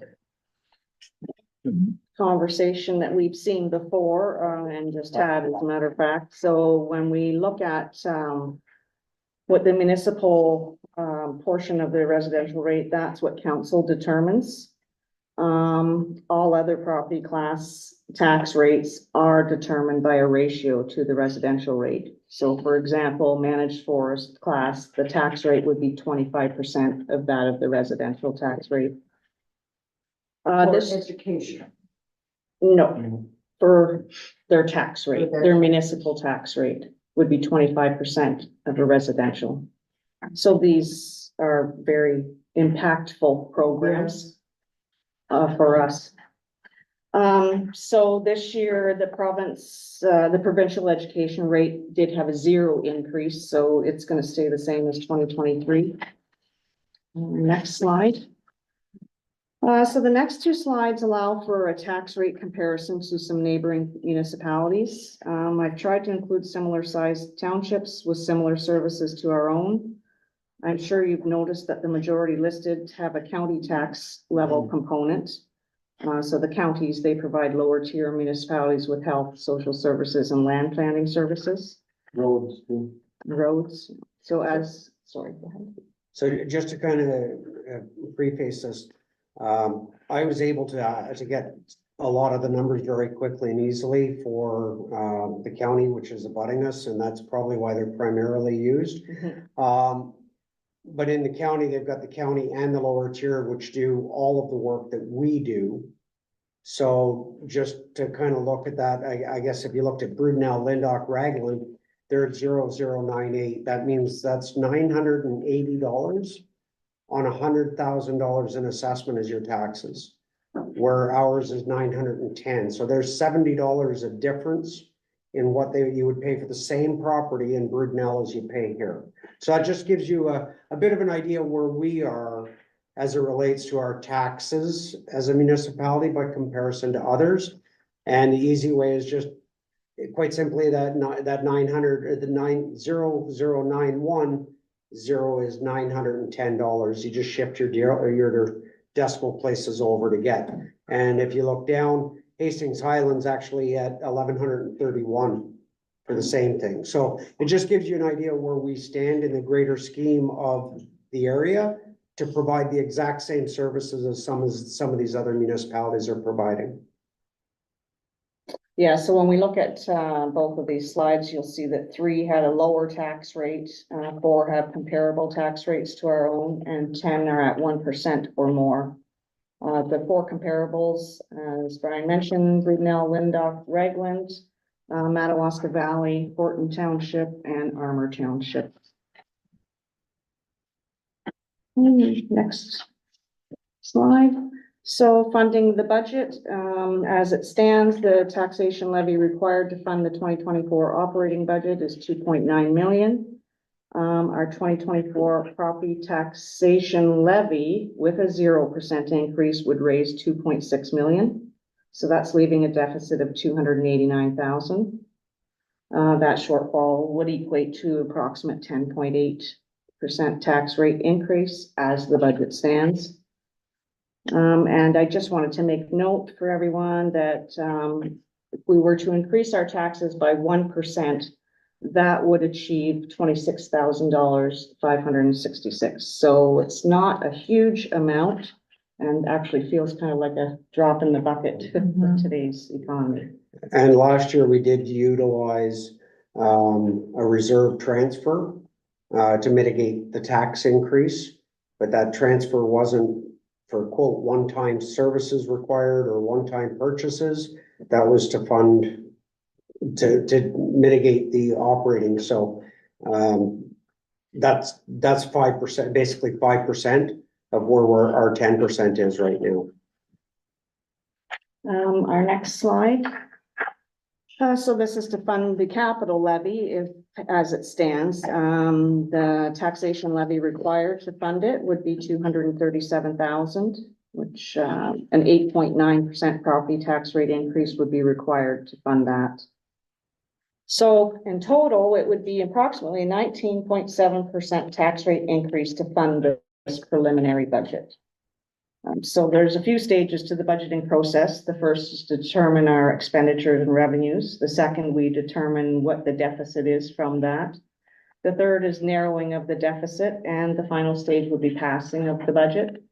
So currently, we are in the narrowing of the deficit stage, and we've got some work to do. And one of the last slides. Just a 2025 outlook, just want to keep things on the radar. We have an upcoming plow truck purchase of $342,000. We went to tender for this truck and has an expected delivery in 2025. And we will get a revision to the costing from the supplier sometime in the not so distant future, because that was the condition of the award of the tender. And just wanted to quickly note that there are AODA requirements. So AODA is the Accessibility for Ontarians with Disabilities Act 2005. So its purpose was to improve accessibility standards for people with physical and mental disabilities to all public establishments by 2025. So this legislation obviously does have financial implications for the township. So any new or redevelopment of public spaces will have to meet these AODA standards. So things like facilities and buildings, recreation trails, beaches, playgrounds, parking spaces, and even our website. And I just wanted to bring that in just to mention to, keep it on our radar that these are things that will affect us in the coming year. And finally, a lot of information today. We've had a lot of questions, but are there any others? How the hell are we gonna pay for all this? Here's what I would suggest. I would suggest council advise what they're willing to do, first off, as it relates to a COLA, whether there's a 0, a 1, a 2, what that number looks like as it relates to our pay grid for the staff. We'll take that back and we'll work with that number. And then give us a number where council knows where we're at. Give us a number of organization making zero tolerance. Zero tolerance means that when Melanie sends some of her managers down to a course. Hi, Merle Valley. Oh, there she is. Oh, it's Sean. Is it Sean? I think. It was I Merle didn't Valley. catch She that. just joined us. What? That's Just hooking back in for a bit. Would this be a suitable hiatus for everyone to have a drink and some before we start discussing how we're going to pay for it? Did you say you put sandwiches in? Yes. Is this a suitable position, or do we want to move forward a little bit more? Yeah, and like I say, I think the next steps on this are council to come up with an idea of a number that they might be willing to consider, and send staff back and ask us to rip this apart and bring it back a little closer to where you want it. If there's something specific in here that council feels absolutely is untouchable in the cut list, let us know that. And we will leave that in until we get to the very end. And if we get to the very end and we come back and council still feels we're not where we need to be, you can decide to cut that item. But I think that's where I foresee us moving, because we can certainly go back and I can rip, as staff, we can take away everything that we think is not a non-essential. But at the end of the day, when we come back with it, there may be things that council may feel were essential. I'm prepared to go back and rip it all apart without a problem. And, you know, relook at everything, including our operating. But I think one of the things that we haven't included in here is we really do need to give some thought to the levels of service. And we really do need to have to take a look at that org review to determine, are we delivering the services the best way? And are we delivering them with the right resources in the right places? We're looking at a total of 18%. Yeah, 18.9, I think, wasn't there something? Yeah, That's over that 19, Damn near 20%. Yeah, yes. Remember that guy from Matheson? Said he was Yeah. known as Mayor 33%. yeah. One of the other items that Right. sorry, that is included within the operating budget that we didn't touch on and it should likely for discussion purposes is there's a line item for hospital donation. There's $5,000 within the operating budget currently that was an ask for the hospital emergency redevelopment. So that was basically the ask was 5,000 over 4 years. So that first 5,000 is within here. So that is part of the operating that potentially could be decided upon not. Decided on that one, we've been making that contribution now since before I got here. right. So maybe a bit, it was an oversight on my part. It's been there. I just left it in. Right. But really, when we think about it, we have the physician recruitment, which is an ask of $20,000 over 3 years. In addition to this hospital emergency redevelopment, which is 5,000 over 4 years. Yeah, I think the physician recruitment was 6,500 a year, every year. And then if they were successful in recruiting, a $25,000 return to service, and that could be split over 3 years. Okay. Am I correct in saying that? Yeah. And having said that, though, they were going to look at, have Madawaska Valley Township, pull the old records, because when we were with, the recruitment before, it was based on population versus year one township, year one township, year one township. So they haven't gotten back, as far as I know. I've not heard Not from them. that I would expect to be in the loop on that, but that was, so it might be less than the 25,000 for us. But it's definitely 6,500 a year. So something I could do in the immediate is to pull the 5,000 out, and it could be brought back in after later discussion. Yeah, and the only- Potentially it would be coming from reserves at that point for this current year, but or I could leave it in, and if we don't decide to do that, then that's fine as well. It just stays. And then the only omission that I've discovered was that municipal grant that has been out there and part of our bylaws has no line item either. And so I've been doing a little bit of calling around and talking to see how other townships manage that. And they do have a line item with, a few thousand in it.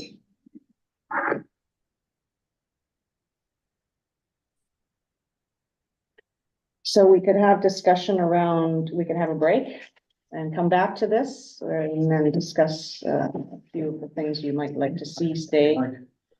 Yeah. A very stiff drink. I think that would be I think that would advisable. be great. Yeah. At least 40 minutes. Thank you for all your work so far. It's 10 to 1. Let's get back at it at 1:30, eh? That's good. That's great. Or sooner if everybody's ready. Tracy, take it offline, but info on Sean.